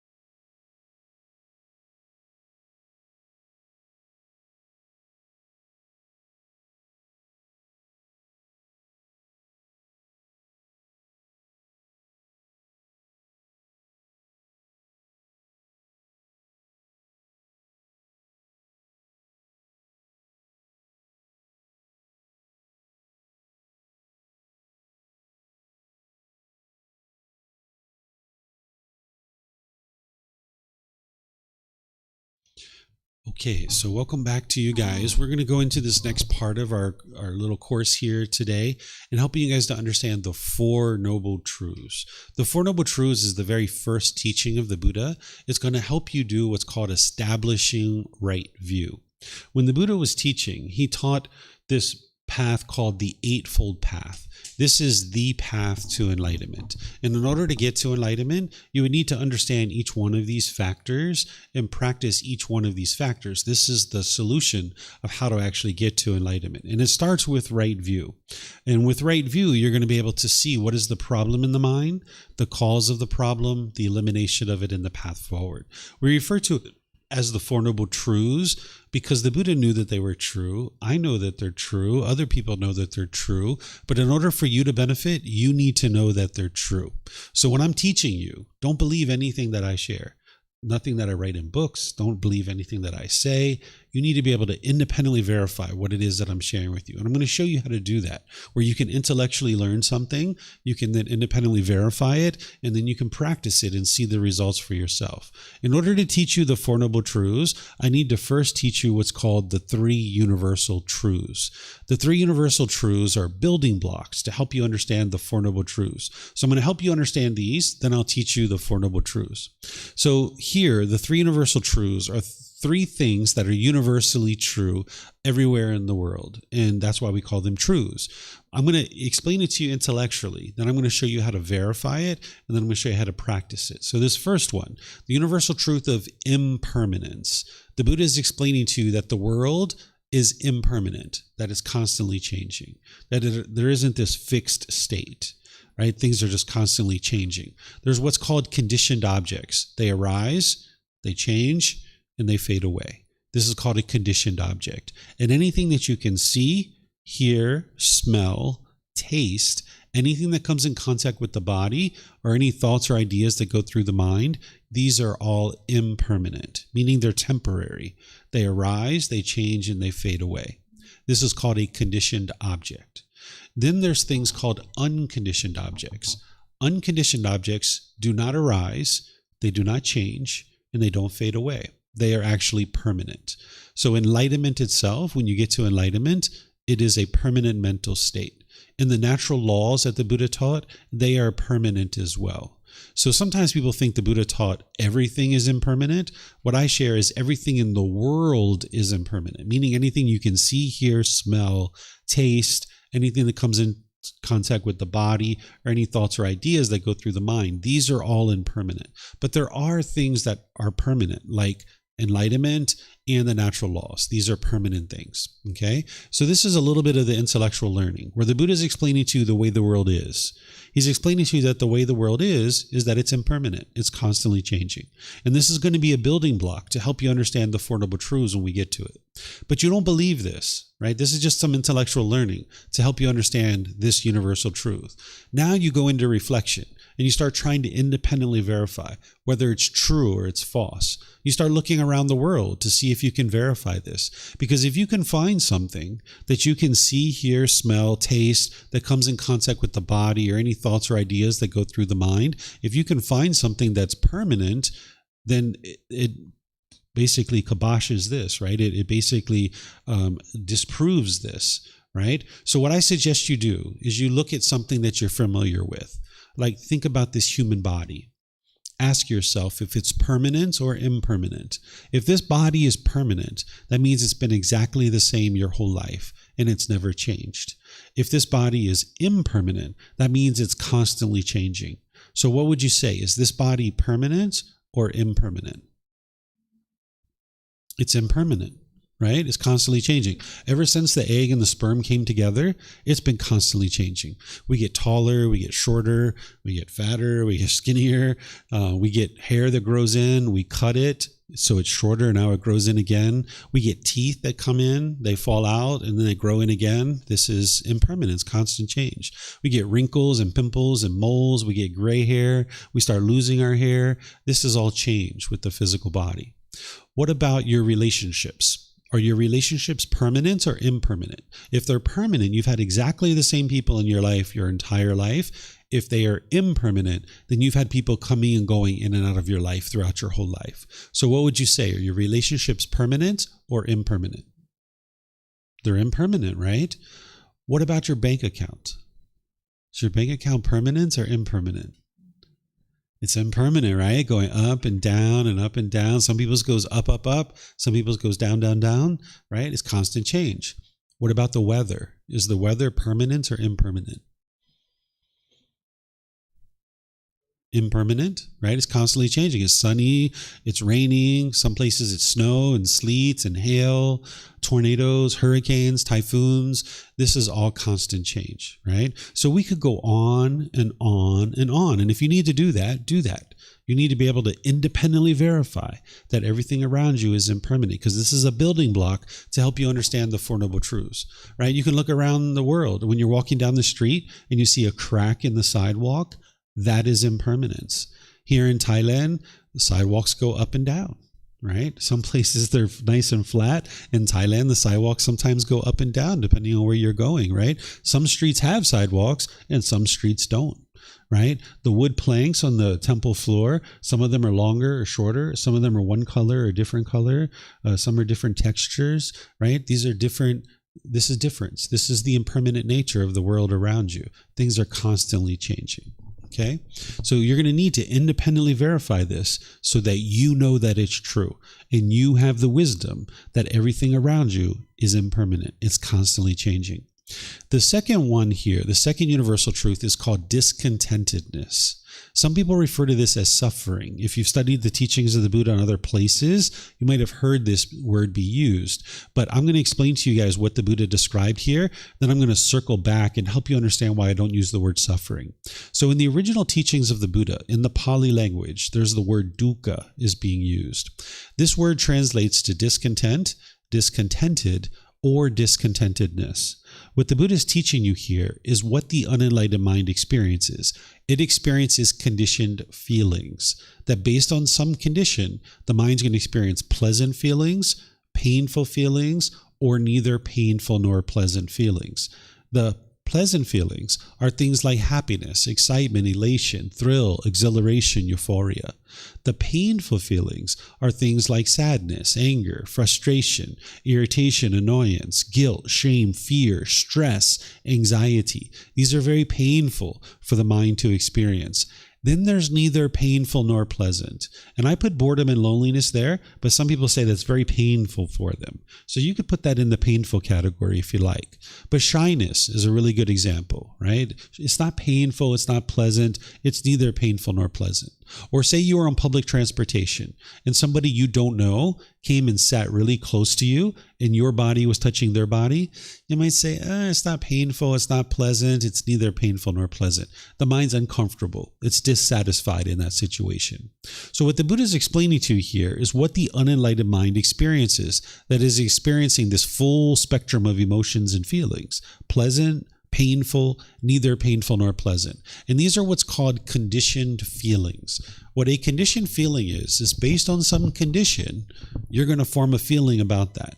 So maybe you look outside and it's sunny outside, and now you're happy because it's sunny. That's a conditioned feeling, that based on the condition that the sun is present, now you will experience happiness. Right? But the problem with that conditioned feeling is that it's based on something that is impermanent. So if you form happiness based on an impermanent situation, that means your happiness is not permanent. This is why you haven't been able to get to permanent happiness, right? Because you're forming feelings based on some impermanent thing, right? Because now when it rains, you'll be frustrated or agitated or annoyed. That's not what an enlightened being experiences. An enlightened being is already happy before they ever saw it sunny outside. They have what's called unconditioned happiness. There doesn't need to be any condition met in order for the mind to experience happiness and joy. It's just always happy, right? So an enlightened being sees that it's sunny outside. It's like, oh, great, it's sunny outside. I think I'm going to go for a hike, right? And now they might go to the shower, take a shower, and they come out and it's raining. It's like, oh, it's raining. Guess I can't go on my hike. I'll just stay home and read a book Or maybe I'll go to the mall. Maybe I'll invite my friends over for some dinner. Maybe I'll cook them some dinner. But an unenlightened being, when they get happy that it's sunny outside and they go and take a shower, when they come out and see it's raining, they'll be frustrated. They'll be agitated or annoyed because now they've experienced this change, right? So I refer to this as discontentedness because the mind's unstable. It's unsteady. It's all shaken up. If you've ever been so excited that you like tripped and fell, you know what I'm talking about here, that your mind is all shaken up in that discontent mental state, even with the pleasant feelings. So here I use discontent, discontented, or discontentedness. I don't use the word suffering because suffering explains the painful feelings really, really well, right? That when you're experiencing anger, sadness, frustration, or any of these others, you might say, yeah, you're suffering when you're experiencing stress or anxiety or guilt or shame or fear. But if your boss came in and said, hey, I'm giving you a raise today, you're going to get all kinds of new money, and you get so excited about that, you probably wouldn't say you were suffering in that situation. So it doesn't explain the pleasant feelings. Or if you were on a public transportation and somebody sat close to you and your body was touching their body, you probably wouldn't say you were suffering. Your mind is discontent. It's unsatisfied, right? So in that particular state, the mind is experiencing discontentedness. So the word suffering only explains the painful feelings. That means you're only understanding 33% of the teacher's teachings. If you're missing 66% of a teacher's teachings, how could you ever get to the ultimate goal, right? So if you describe this as discontent, discontented, or discontentedness, you'll be able to come to the full understanding of what the Buddha is teaching you about pleasant feelings, painful feelings, and neither painful nor pleasant. And you can independently verify this, just like the first one, right? Because if you know your mind is unenlightened right now, you can ask yourself, does this describe what you experience? Are there certain feelings that you experience that don't fit into one of these three categories? Pleasant, painful, or neither painful nor pleasant? And if that's the case, when we get to the question period, let me know and I'll help you understand this. Because what the Buddha is explaining is the unenlightened mind experiencing conditioned feelings. Based on some condition, you're going to experience some kind of feeling. By the time you get to enlightenment, you're beyond this. You're no longer having conditional experiences. Your mind is permanently peaceful and joyful. Because in the unenlightened state, it's like if this condition is met, and this condition is met, and this condition is met, and this condition is met, and this condition is met, then I'll be happy. If my mom and dad does this, if my boss does this, if the weather is this, if my bank account is this, if I can live in this place, then I will be happy. But if those things don't exist, I can't be happy. That means your happiness shrinks more and more and more. The more expectations, the more things that you want, then your happiness shrinks, right? So what the Buddha is teaching you how to do is get beyond all of this, where you can get to the peace and joy that is a permanent mental state. So you can independently verify that this is what the unenlightened mind experiences. It looks like our third universal truth is kind of coming off the screen a little bit. We'll just have to lift the projector up a little bit. What this is the universal truth of non-self. Okay, I'm going to explain to you guys what this is. This is actually the solution to one of the problems that the Buddha discovered in the mind. Remember the 10 fetters, the 10 individual pollutions in the mind? The Buddha describes each one of these pollutions and what they are. The universal truth of non-self is the solution to the very first pollution of the mind. So let me explain to you the pollution of the mind first, and then I'll explain to you the solution. The pollution of the mind that he describes first in the 10 fetters is called personal existence view. What personal existence view is where the mind is confused. It has misunderstanding. It lacks wisdom. It thinks that this body is you or this mind is you, where you cling to this physical body, wanting it to be permanent, having a certain self-image that you want others to perceive you as, or you're clinging to a self-identity in the mind, clinging to that identity, wanting that to be perceived by others in a certain way. And now you will get happy feelings if you have agreeable contact, or you'll get painful feelings if you have disagreeable contact. So let me give you some examples. Let's just say you spilled something on your clothing. Maybe you're in a social situation and you spilled some chocolate ice cream or pizza or spaghetti sauce on your clothing, right? Now, if you're in a social situation, you might be embarrassed. That embarrassment is coming from your personal existence view, that you want to be perceived by others in a certain way. And when you're not being perceived that way, you don't like it. The mind is discontent. Well, if you think that this body is you, and you cling to this self-image, wanting to be perceived by others in a certain way, you can only be happy when you're being perceived that way. When you're not being perceived that way, then you're going to experience discontentedness, like embarrassment. If you've ever walked in front of a mirror and you saw a pimple or a mole or a wrinkle or a gray hair, you started losing your hair and you were shaken up by that, that's your personal existence view, thinking that this body is you and wanting to be perceived by others in a certain way. And now again, your mind can't be peaceful and joyful all the time. If you've ever been in front of your closet and you've been thinking, who am I going to see today? And how do I want to look to those people? Let me find the clothes that are going to allow me to appear that way. And you might have put on the clothes, looked in the mirror. No, that's not it. Put on another set of clothes. That's not it. Put on a third pair. Okay, yeah, that's it. Now I can go out into the world, right? Or if you were like me when I was a teenager, I used to get out the gel and the mousse, and I used to run it through my hair, try to get every little hair in exactly the right spot before I could go to the school and go to the school bus. Sometimes I did this for so long I would miss the school bus, right? Because I was trying to get every little hair in exactly the right spot. Didn't feel comfortable going outside unless I had every little hair in exactly the right spot, right? So this is the personal existence view, clinging to this body, thinking that this is who you are, wanting to be perceived by others in a certain way. Then there's clinging to the mind. What the mind's doing is clinging to a self-identity, thinking that this is who I am as a person. Maybe it's your culture, your ethnicity, your sexual orientation, your nationality, your job or occupation, clinging to this as who you think you are. Like, I am Chinese, or I am Italian, or I am Argentinian, or I am American, I am a Brit. Right? It can be any of this I am. I am a police officer. I am a Buddhist teacher. Any of this I am, right? I am a boyfriend. I am a girlfriend. I am a husband. I'm a wife. So if you've ever been in a relationship before where you identified with I am a boyfriend or I am a girlfriend, when you guys broke up, you probably felt uncomfortable because your mind didn't identify with I am single. The mind was clinging to this identity of I am a boyfriend, I'm a girlfriend. And you might have felt like you wanted to hurry up and get right back into another relationship again. That's the mind thinking the way to solve this problem is to reassume that identity. Or say you were doing a certain job, like a police officer, and now you're doing that for 10, 15 years, and you identify with I am a police officer. But now you get injured, or maybe you get laid off, or maybe you get fired, or maybe you retire.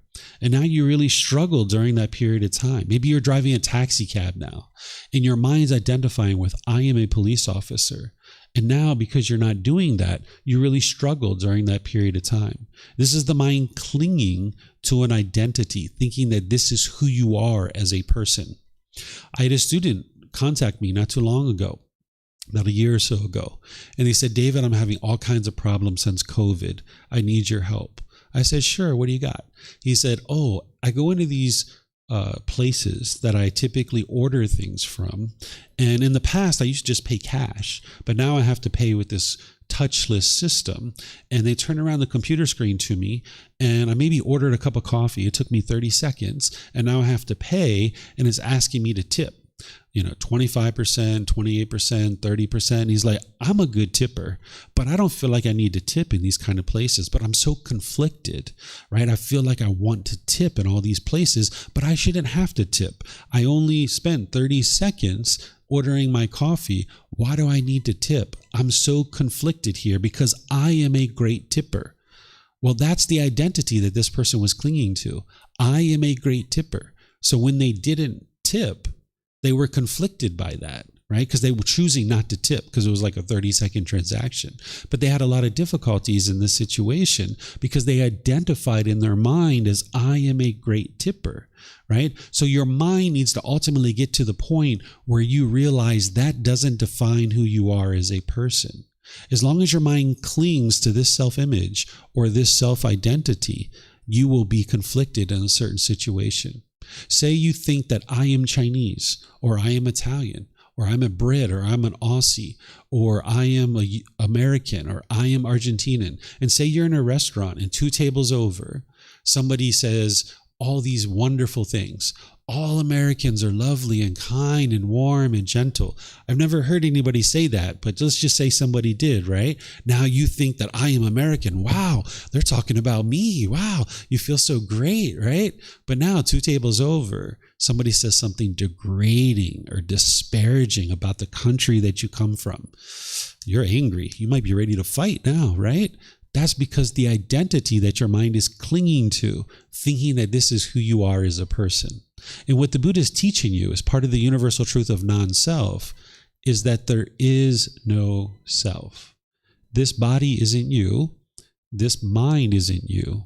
You need to get to the point where you're not clinging to this, thinking that this should be permanent. Because if you cling to this body, wanting it to be permanent and look a certain way permanently, when you spill something on your clothing, you'll be embarrassed, right? Or you get a pimple or a mole or a wrinkle, you'll feel embarrassed, right? Or if you cling to an identity of I am American, you can only be peaceful and happy when people are talking fondly about the country that you come from, right? So you would like to get to the point where your mind's peaceful all the time.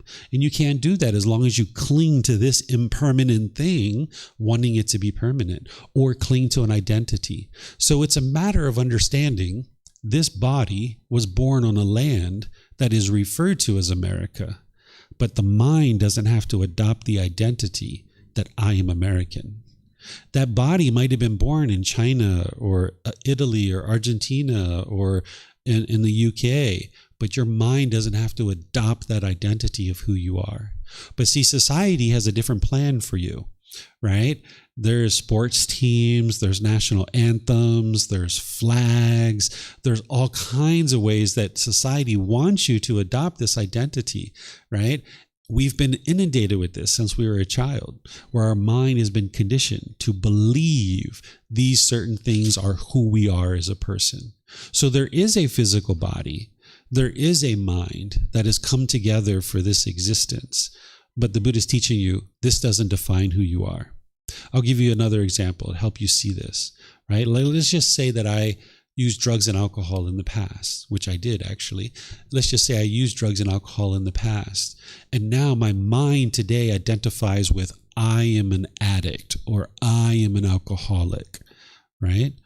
Well, that's a lot to carry around if you identify that way. You can get to the point where you understand that I used to make the choice and decision to use drugs and alcohol in the past, but that doesn't define who I am today as a person, right? So the Buddha is helping you to be able to strip all that away and get to the point where you realize non-self, that you realize that this body is in you. It doesn't define who you are. And this mind and this identity that your mind's clinging to, that doesn't define who you are either. And now you can get to the peace and the joy. Okay, so I'm going to show you how to independently verify this. Some people understand what I'm talking about when I first start talking about this. Other times people are still needing to understand it, that they haven't fully understood it when I first start talking about it. And if that's where you're at, it's okay. You don't have to understand this universal truth in order to be able to understand the Four Noble Truths, because you're going to be able to learn this at other times. But let me show you how to independently verify that there is no self. Okay? Think about yourself when you were a child, when you were a teenager, early adulthood, and then now. Think about yourself, your character, your personality, who you thought you were as a person. Has it been exactly the same through all those phases of your life, or has it been constantly changing? It's been constantly changing, right? So you can see there's no permanent self, right? Here's another way. If your arm was amputated, it was cut off here, and you only have one hand and one arm, are you less of a person? Are you less of a person if you only have one hand and one arm? Yeah, that's usually what people say is, no, I'm not less of a person. So here you can see, intellectually you understand, this body is not you. Because if this body was you, you would have answered that question differently. you would have said, yes, I'm less of a person because there's less body, so therefore there's less of a person. But you understand intellectually that this body isn't you. But in the heat of the moment, that's where the confusion, the misunderstanding comes in that the mind has. That if somebody comments about this body positively, and they say, wow, that shirt really brings out the color of your eyes. You're so handsome. You're so beautiful. They're talking about me, right? But if somebody says something degrading or disparaging about this physical body, you'll be upset, you'll be angry, you'll be frustrated. That's the confusion that the mind has, where intellectually you can understand that this body isn't you, or else you would have answered that question differently. But then in the heat of the moment, that confusion of that pollution of mind, the personal existence view, kicks in, and that's where your mind becomes frustrated or angry or irritated. And here's a third way you can independently verify that there is no self. Point to yourself. Where are you? Can you point? Nobody's pointing. Maybe you guys all realize non-self already. So oftentimes people will point here. They will say, I am here. Or they will point here. They'll say, I am here. Right? So if you're pointing here, you got to look at what you're pointing to. If someone says, I am here. Well, what you're pointing to is a shirt. Right? Ask yourself, is that who you are? That shirt that you've got on, is that you? If we took off the shirt and we held it up, is that you? That shirt that you're wearing? That's not you, right? Okay, throw it away. Where are you? Someone might point again. All right, well, what are we pointing to? We're pointing to skin. Is that who you are? That skin that you've got? If we took off the skin and we held it up and pointed to it, is that you? Your skin? Is that who you are? That's not you. Throw that away. Where are you? And then someone might point again. Well, you've got ribs, you've got muscle tissue, you've got fluid and organs. None of those bits and pieces and parts are you. But the mind's confusion with personal existence view, its misunderstanding, is that it thinks that this is who you are. And now, in the heat of the moment, when somebody says something positive or negative or agreeable or disagreeable, you'll have certain feelings about that. So the Buddha is teaching you to let go of thinking that this body is you and this is who you are. Right? So we need to understand that there is a body, there is a mind, and it's come together for this existence, and we call this a person. And it's wise to take care of this body, right? Because we're inhabiting in this body. But don't define this body as who you are. So when you're gaining weight or you're losing weight or you're losing your hair or whatever it is that's going on, you can maintain your peacefulness because you understand it's all impermanent. Right? But if you're craving for this to be permanent, when you start experiencing changes, you'll struggle and have difficulties during that time. Okay, so this is a little bit on personal existence view and the universal truth of non-self. Do you guys have any questions on the three universal truths? Anything you'd like to ask? No? Okay. So those of you guys online, you can put your questions into Facebook, YouTube, or Zoom, or you can raise your hand in Zoom and ask any questions that you like. All right, I'm not seeing any questions anywhere. Okay, so now one more building block, and then I'll teach you the Four Noble Truths. This is helping you to understand this word craving, desire, attachment, wants and expectations, longing, yearning. This is the mind grasping, holding on to things, wanting things to be a certain way. This is like the mind's unquenchable thirst. It's longing, yearning, trying to seek satisfaction in something, in some object. This is the mind's quest to try to acquire something in order to create happiness within one's own mind. This is called a craving, desire, attachment. The mind pulling in the direction of the objects of its affection. It's almost like the next new shiny object waiting around the corner is going to provide lasting satisfaction. So the mind chases it and chases it and chases it and chases it. Okay? If you've ever been in the mall and you saw a brand new pair of shoes or jewelry or a video game or a new phone or computer, and you're like, oh, I just got to have that. Oh, I want that so bad. And your mind's longing, yearning. That's the craving, the desire, the attachment. Not the object, not the shoes, not the computer, not the jewelry. That's not the craving. The craving is inside the mind. It's the longing, yearning for this thing, right? Do you guys experience this before? Your mind longing, yearning? The mind's like, I know what I need to be happy. I need a new boyfriend or girlfriend. Let me get one of those. Now it chases after that. I know what I need. I need some more money. Let me chase after that. I know what I need. I need to go to Thailand. Let me go get that. Let me chase after that for a little while. See if I can do that, right? The mind is just thinking something external is going to provide lasting satisfaction. So it chases and chases and chases. And if you don't see these now, more and more, you're going to need to start seeing how your mind's pulling towards something. It's longing, yearning towards this thing. Okay, so this is the building block to now help you to understand the Four Noble Truths. So in these four simple statements, you're going to be able to understand the problem, the cause, the elimination, and the path forward in a way that you can independently verify. You can have a breakthrough here to be able to understand what's causing these feelings so that you can actually eliminate them. But you're going to need to listen with eager ears, and you're going to need to independently verify what I'm sharing with you. So that's how you're going to get to the wisdom. So this first one is the first noble truth. What the Buddha is explaining is that everyone that is in the unenlightened state will experience discontentedness. These are those conditioned feelings. The pleasant, painful, neither painful nor pleasant. The mind's happy, excited, elated, yay!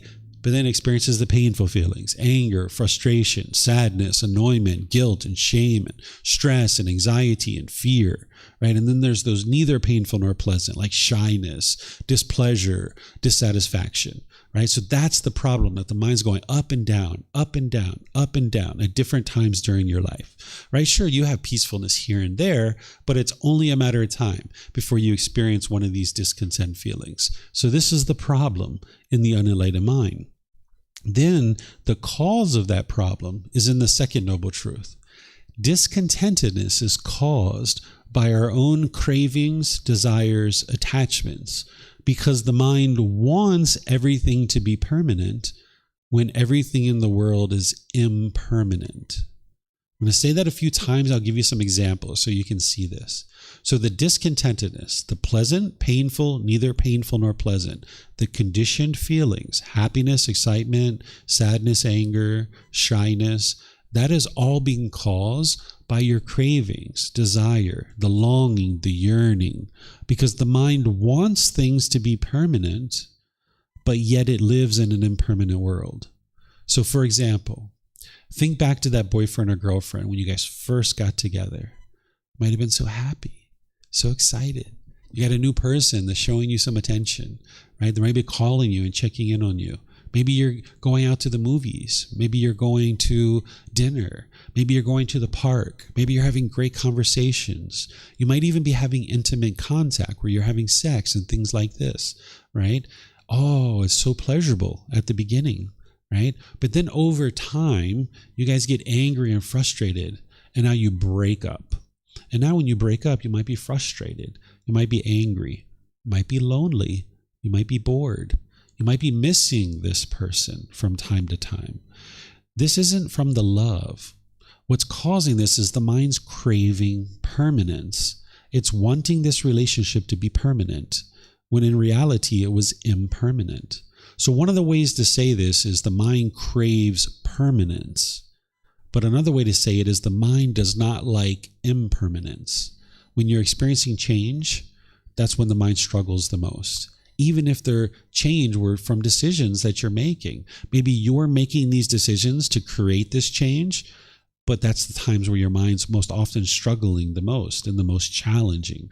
You're changing jobs, changing living locations, changing relationships. This can be a real struggle for the mind. So it's not the love that's causing your grief or sadness in that situation where you've broken up. It's the mind holding on and craving permanence. You can also see it like, say you've had grandma or grandpa that have died, right? If grandma and grandpa died and you grieved or you were sorrowful, you're not a bad person. You haven't done anything wrong. It's just that the mind is craving permanence. That when they're alive, your mind's getting what it wants. It gets pleasant feelings. It gets happy. But now when you experience this impermanence, your mind's holding on and wanting permanence. You want them to be alive, but yet they are impermanent. because they were born, they had to die. And as long as your mind's holding on, you will struggle when you're experiencing that change, that death. Or if you've ever been to a wedding and you were grieving, or the people around you were grieving and sad and crying, this is the mind holding on. It's like, that's my brother. That's my sister. How dare you? How can you take her away from me? How can you take him away from me? This is mom and dad and other people holding on to this person, and now they're going off into the world with someone else at this wedding, and people will grieve at this wedding. Or if you've ever been around children when they get dropped off at school, when they're brand new getting dropped off at school, they're crying, they're upset. This is their mind holding on. You might even see mom and dad crying a little bit because they're now sending off this child into the world where their mind is holding on and craving permanence.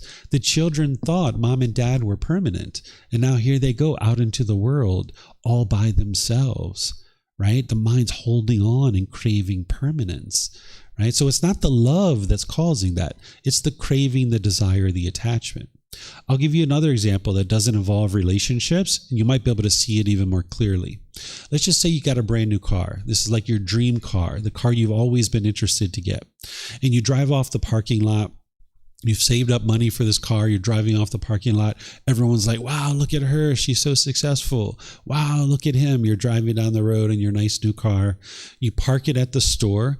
You go inside to get something, and you come outside and there's a scratch on your car. You might be so frustrated, so angry, right? It's not the scratch, and it's not the person who scratched your car. That's not what's causing your frustration. What's causing the frustration is the mind is craving permanence. It's wanting this car to look permanently beautiful when it's just not possible. We're not talking about what's wise or unwise here, because when we walk through a parking lot, we aspire to never scratch anybody's car. That's why we walk carefully through the parking lot. But the fact is that this car is going to get scratched. It's just a matter of time, right? Somebody's going to be pushing a shopping cart. They're going to be looking the other way. Next thing you know, boom, the car gets scratched. The paint's going to fade. The upholstery is going to get ripped and torn. The tires are going to need to be changed. This is all part of the impermanent nature of this car. But if you crave permanence with this car, when you experience change, your mind's not going to like that. So again, we can say the mind craves permanence, or we can say that the unenlightened mind does not like impermanence. It doesn't like change. And now when you're experiencing that anger and that frustration, when you don't understand the second noble truth, you will attribute that anger to something external. And this is where you'll push people away, or you'll push the situation away. That's called aversion. Or you'll be bitter, harsh, and hostile to the person, trying to fear them into doing things your way. Or you'll put your expectations on people and try to control people. This is the mind being unskillful, because it thinks that the problem is external. It thinks the way to fix this anger is to push this person away, be bitter, harsh, and hostile, and get them to do things my way, or put your expectations on people and try to control them to do things your way. When that doesn't work, that's why you still are angry. That's why you're still frustrated. You're still agitated. And this will lead to broken relationships. So there's this better way of life that the Buddha taught. But first, you need to be able to see the cause of these feelings is within your own mind. Now, remember, I taught you don't believe anything that I share. You can look at your own life situations, because I just gave you a few examples that you might be able to relate to. But take a recent situation for yourself to independently verify this. Maybe it was this morning you got angry or frustrated or agitated. Maybe it was yesterday. Maybe it was last week. Look at that situation. What was it that you wanted? If you would have got what you wanted, you would have been happy. But because you didn't get what you wanted, you were angry or irritated or annoyed or frustrated. You should be able to see it for yourself. And if you can't, let me know. Because I've had students ask me this. They're like, hey, David, I came home the other day from work and I got frustrated. I went to work. Everything was fine. My house looked beautiful. I came home from work. My wife had this craft project all over the house. The house was a mess. And I got frustrated when I walked in. How did my mind cause this frustration? Didn't my wife cause me to be frustrated? She's the one who messed up the house. Nope. It was that person's mind, right? They were craving for this house to look a certain way permanently. They had an expectation that when they went to work, the house was going to look exactly the same when they came home. And when it looked different, their mind didn't like that, right? So this house can't look a certain way permanently. It's not possible. So if you are in this situation where you experience change or impermanence, you'll cause your own frustration, because that's what I'm teaching you here, that it's your own mind that's causing these feelings. It's nothing external. It's your own mind that's causing these feelings, because the mind is craving permanence. But you need to be able to see it with your own eyes. That's why I invite you to take a recent situation where you've been angry or frustrated, and you should be able to see it for yourself. And if you can't, let me know, and I will help you to be able to see it. Because the mind's lack of wisdom, it will tend to blame other people. It will tend to blame external things. Because not only do you have this going on, but you have the ego too. You're perfect.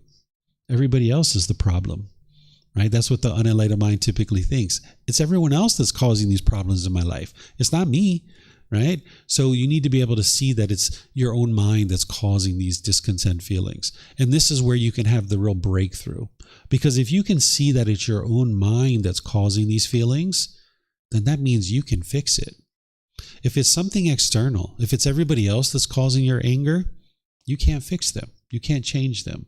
So there's nothing you can do to eliminate your anger. But when you come to understand the Four Noble Truths and you see that it's your own mind that's causing this, you can break through and you can say, whoa, if my mind's causing it, that means I can actually fix this. It's not permanent. The anger is not permanent. You can fix this. And that's where the third Noble Truth comes in. The third Noble Truth explains the elimination of discontentedness is possible by eliminating craving, desire, attachment. If you eliminate craving, desire, attachment, you eliminate your discontentedness, where you're eliminating the longing, yearning, because the craving, desire, attachment is what's causing it. So if you eliminate the cause, you eliminate the effect. You'll learn how to pursue things in life as a goal, as an objective, as a interest, as wise decisions. But when you're longing, yearning for something, you can only be happy if you get what you want. And if you don't get what you want, you're angry or frustrated or sad or some other discontent feeling. So if you eliminate this longing, yearning, this chasing after things, and forming your feelings based on whether you get it or not, you can be peaceful and joyful all the time. So the elimination of discontentedness is possible by eliminating the cravings, desires, attachments. And there's meditation, there's other things that are going to help you to be able to do that. And that's what the Buddha is teaching you here in the Fourth Noble Truth. That because it's possible to eliminate your discontentedness, the path of how to do that is called the Eightfold Path. The Eightfold Path is the complete perfect plan that's going to teach you how to eliminate your longing, your yearning, your forming your inner feelings based on some condition. But it starts with right view. Right view is to have the right view of the world, that it's your own mind that's causing these feelings. If you have wrong view, that means you're blaming other people for the feelings that you experience. And that might be where you are today. But more and more, you can start seeing that it's your own mind that's causing these feelings, that it's not other people, it's not external things. We can use any example from your life, and I can show you how your mind is causing this itself. If you continue to have wrong view, you will never be able to fix this because it's everybody else that's causing these feelings. But when you establish right view, you can see rightly that it's your own mind that's causing these feelings, and therefore you can actually solve it. So this Eightfold Path starts with right view. This is the foundation, and everything else is built on top of it. You can think about the Eightfold Path like 8 individual dials that you're tweaking, and you're dialing into your life closer and closer, this Eightfold Path, and this is what produces enlightenment. It's kind of like a sound system, a speaker system. If you had a speaker system with 8 dials and you tweak these 8 individual dials, you were trying to get a better and better quality sound out of the speakers. Well, it's the same thing with your mind. If you tweak these 8 individual dials, you'll be able to get a better and better performing mind. And I'm going to be teaching this on Tuesday this week. I have a course Monday through Friday this week from 9 a.m. to 3 p.m. where I'm going to take students through all the foundational teachings that help you to be able to establish the ability to get to enlightenment through a foundation of learning. And if you'd like to come for the whole course, you're welcome to. Just be here Monday morning at 9 a.m. and you'll be able to go from there. You can register on our website, but you don't have to. There's no cost for anything that we're sharing here. But if you also would like to just come on Tuesday, you can do that too. Of course, somebody who attends the whole class, they're going to get more benefit out of the whole course, but sometimes people come and go as well, so you could do that as well. But on Tuesday, I'm going to be walking students through this step by step by step by step, using the original words of the Buddha so that you can understand the whole entire path. But it starts with right view, understanding that it's your own mind that's causing these feelings. So now, all the way through the end of your life, what I suggest you do when you get angry and frustrated or any of these other discontent feelings, rather than trying to blame other people, look inward and try to figure out, what are you craving? What are you longing, yearning for? Because if you keep blaming other people, you're just going to keep having difficult situation after difficult situation. You're going to have broken relationship after broken relationship. But when you can look inward and you can figure out, what are your cravings? What are you longing for? What are you craving to be permanent?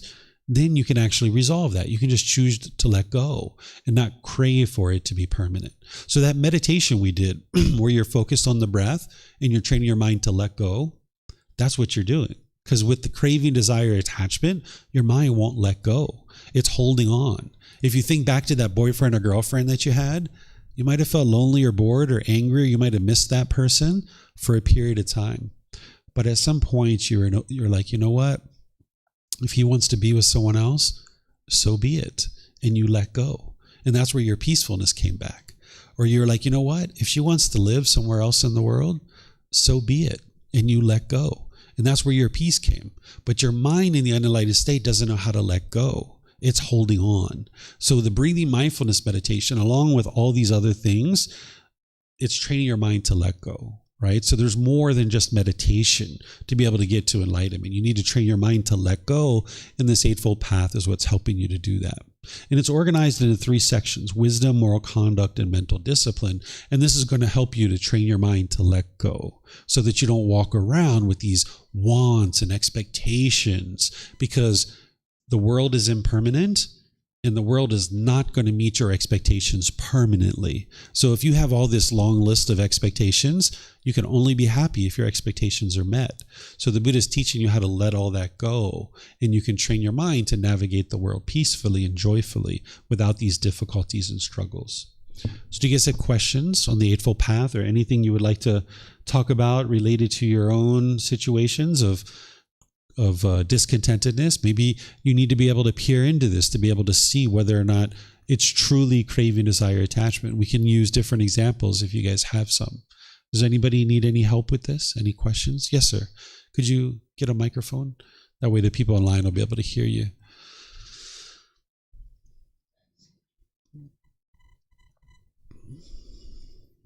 A simple question. I'm trying to understand this. For the third noble truth, the elimination of discontentedness is possible by eliminating cravings, desires, or attachments. Mm-hmm. And my question is, if someone eliminate craving and desires and attachments, mm-hmm. and also eliminate discontentedness as a result, is it possible, or could he still feel painful feeling? No, you won't experience any mental anguish any longer. You'll still experience physical pain, but it's very muted compared to what you experienced in the unenlightened state. But you can't experience any mental anguish. So I'll give you an example. Like, let's just say in the unenlightened state, you walking and you stump your toe, you hit your toe on some furniture. You're going to experience the physical pain in the unenlightened state. But then your mind is going to immediately crave permanent comfort of the body. And now when the mind's not getting what it wants, it's going to experience mental anguish. It's going to be angry or frustrated or agitated. That's why when people stump their toe, they might cuss or use profanity or something like this, right? Because they're experiencing physical pain, but then they're also experiencing the mental anguish along with it. As an enlightened being, if you stump your toe, you'll feel the painful the pain of the physical body, but there's no mental anguish along with it. Your mind's completely peaceful and completely joyful. You might even start laughing, but it hurts, the physical pain, but it's very muted. It's very minimal compared to before, because before it's like getting hit with two darts. That you get hit with the first dart, which is the physical pain, and you get hit with the second dart, which is the mental anguish. In the enlightened mental state, you only get hit with the first dart, the physical pain. So there's no mental anguish that heightens the physical pain. So in the unenlightened state, you experience much more physical pain than you do in the enlightened mental state. In the enlightened mental state, the physical pain is muted. So there's physical pain and then there's mental pain. An enlightened being doesn't experience mental pain. They only experience the physical pain, very muted sensation compared to before. You're welcome. Yes. Do you mind getting a mic as well?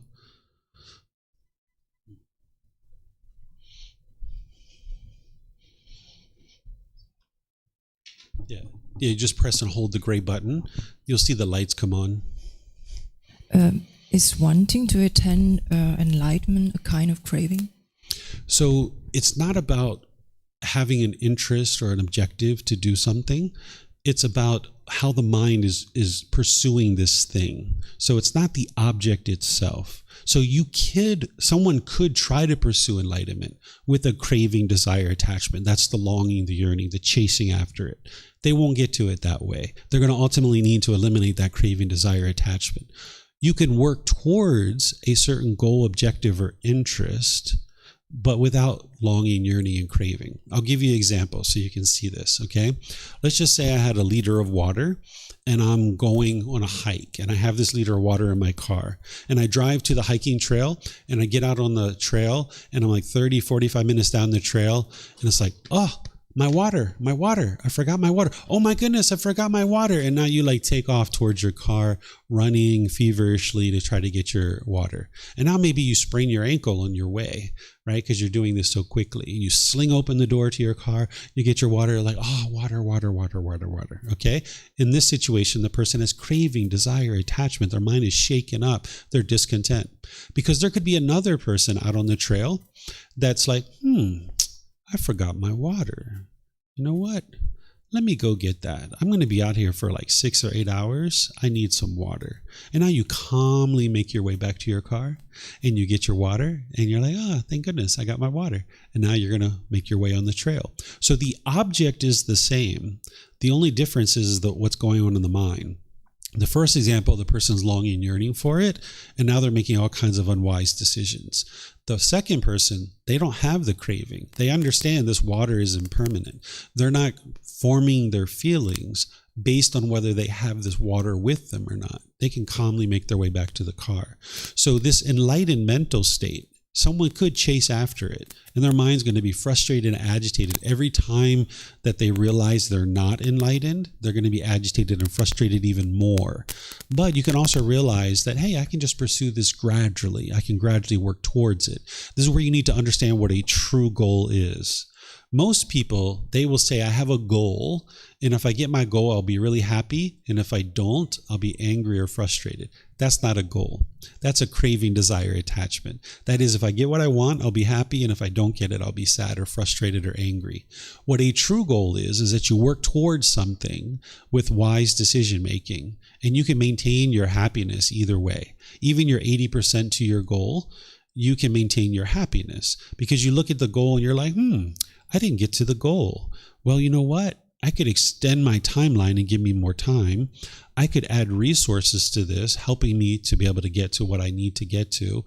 Or, you know what? I'm just fine with the 80%. I can be just fine with that. But you're not forming your feelings based on whether you get this thing or not. Because if you're doing that, that's a craving, desire, attachment. A true goal is something you can gradually work towards with wise decision making, realizing that you may or may not get there, and that's okay. And you can maintain your joy either way. So you can set a goal of, I would like to get to enlightenment, and I'm going to gradually work towards this. And if I get there, great. And if I don't, that's okay too. I'm going to just put as much effort and energy into this and diligently make my way to it. Because if you're chasing after it, that is a craving, desire, attachment. So it's not the object itself. of enlightenment. That's not determining whether it's an attachment. It's what's going on in your mind that determines whether it's an attachment or a craving or a desire. This is where like an enlightened being can be rich, right? Sometimes people think that enlightened beings, they're poor or they're living a substandard life. This isn't actually true. It's just that this enlightened being who happens to be rich, they don't base their feelings on their bank account. And when it goes up and down, they don't have discontent feelings when it's going up and down, right? So you can actually pursue wealth. You can pursue a career. You can pursue relationships. You can have a house and property and all these kinds of things. But the thing is that you won't be forming your feelings based on these things. So if you have a house and you're an unenlightened being and a tree falls on your house, you'll probably be pretty angry and frustrated or sad. Right? But as an enlightened being, you just understand this is impermanence. Let me just hire someone to cut up the tree. Let me hire someone to fix the roof. I'm going to have to pay some money. This money is impermanent. Here, take your money, fix the tree, fix the house. No big deal. Right? You can maintain your joy because being angry, being frustrated doesn't solve anything. So you can pursue anything you would like in life and maintain your contentedness if you understand not to do it with a longing, yearning, and gradually work towards the goal, objective, or interest through wise decision making. Yeah. Okay, let me see if we have any other questions here. I don't see any other questions. Okay, so what I'll do then, just to kind of end off what we were talking about in terms of an introduction to the teachings of the Buddha, I shared this earlier with you. What the teachings of the Buddha are is to heal from what hurt you so that you never need to hurt ever again. But what's hurting you is inside your own mind. It's your craving, it's your longing, it's your yearning, it's wanting things to be a certain way. And when things are that way, you're happy. But when things aren't that way, your mind is angry or frustrated. But they can't be your way permanently. It's just not possible. So if I walk past the shoe store and I wanted those pairs of shoes, and now I go into the store, if they have my size, I'll be really happy. But if they don't have my size, I'd be frustrated or agitated or angry. So it's a matter of understanding impermanence and training your mind not to long and yearn and try to attach your feelings to this external thing. So there's things that are going on inside your own mind that you can heal from. And that's what the teachings of the Buddha are there for, is to heal from what hurt you so that you never need to hurt ever again. Because by the time you get to enlightenment, there's no more painful feelings within your mind. That's all gone. Okay? So in terms of like, if you would like continued support on the path to enlightenment, I share this at the end of each one of our classes. There's all these different methods for you to continue to get help on the path to enlightenment. You can get books, audiobooks, videos, podcasts, quizzes. It's all available at no cost for you from our website. You can also take in-person and online classes, courses, and retreats, either here at the temple, or you can attend online because we live stream everything. I also travel around the world and I teach in different places. I just got back from the USA about a month ago. Prior to that, I was in Mexico. So if you ever see me teaching anywhere, it's always available at no cost. Whenever I go somewhere to teach, I make sure they build into the program that there's no fees for the actual learning. So you can continue to learn and grow and develop, whether it's here in Thailand or live streamed. If you can't attend live, they're recorded on YouTube, Facebook, and our podcast, so you can continue to learn. There's these two ongoing programs, which are in person or online. One is called the Group Learning Program, where it's a 7-month program where I go chapter by chapter in this book. Every single Sunday, I do a talk in this book. And it's going to restart on June 1st. We're going to start from the very beginning. You can actually join now if you like. There's no harm in joining towards the end. But we're going to be starting from the very beginning on June 1st, where I'm going to go chapter by chapter by chapter. And remember, you can get this book at no cost too. So over a 7-month period, you can establish a foundation in the teachings. Then on Saturdays, there's what's called the Pali Canon and English Study Group. Remember, the Pali Canon is the original words of the Buddha.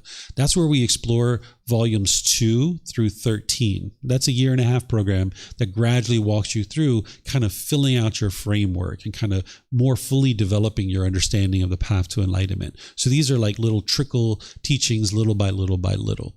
Then there's personal guidance where you can meet with me either in person or online. So if you'd like to meet in person while you're here in Chiang Mai, just reach out to me. We can schedule some time. But as you travel, you can get on our website and you can schedule an appointment, because it's one thing to learn in classes, but when you're actually experiencing a situation with your mom or your dad or your boss or your siblings, you're going to need help during those situations. And that's where I help you. I guide you. I don't tell you what you should or shouldn't be doing. That's up to you to decide. But I will give you the perspective of the teachings of the Buddha. It's kind of like a life coach, kind of helping you. And again, that's available at no cost for you. So if you'd ever like help, you're always welcome to reach out.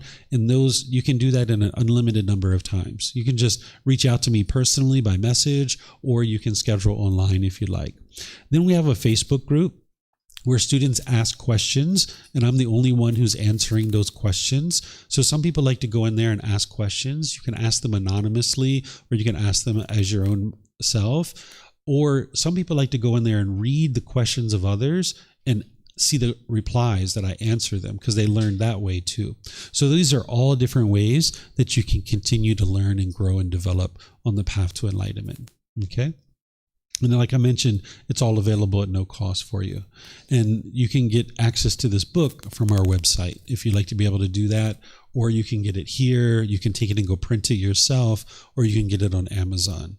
This is the best place to start, is volume 1. Okay? So what I'm going to do then is I'm going to end class here by just thanking all of you guys for joining. Thank you for your interest to learn. Thank you for your questions. Thank you for deciding to spend the afternoon here at the temple learning something that's going to help you. Because learning and practicing these teachings is the very best thing you could do for your own life, because you're going to be becoming more and more peaceful. It's the very best thing you could do for those people around you, because your family, your friends, your coworkers are going to have to deal with less and less hostility and bitterness if that's what you've got coming out of you to a certain degree. So it's going to help them as well when you're working on your own mind. And in that respect, it's going to help all of humanity. So by learning and practicing these teachings, it helps you, it helps those close to you, and it helps all of humanity. So thank you for choosing to spend a little bit of time. And if you'd like to learn more, there's plenty of opportunity for you to do that. So whatever you choose to do today, have a very lovely and wonderful rest of your day. Perhaps we'll see you next time. Sawadee-kap. Sawadee-kap. Grazie.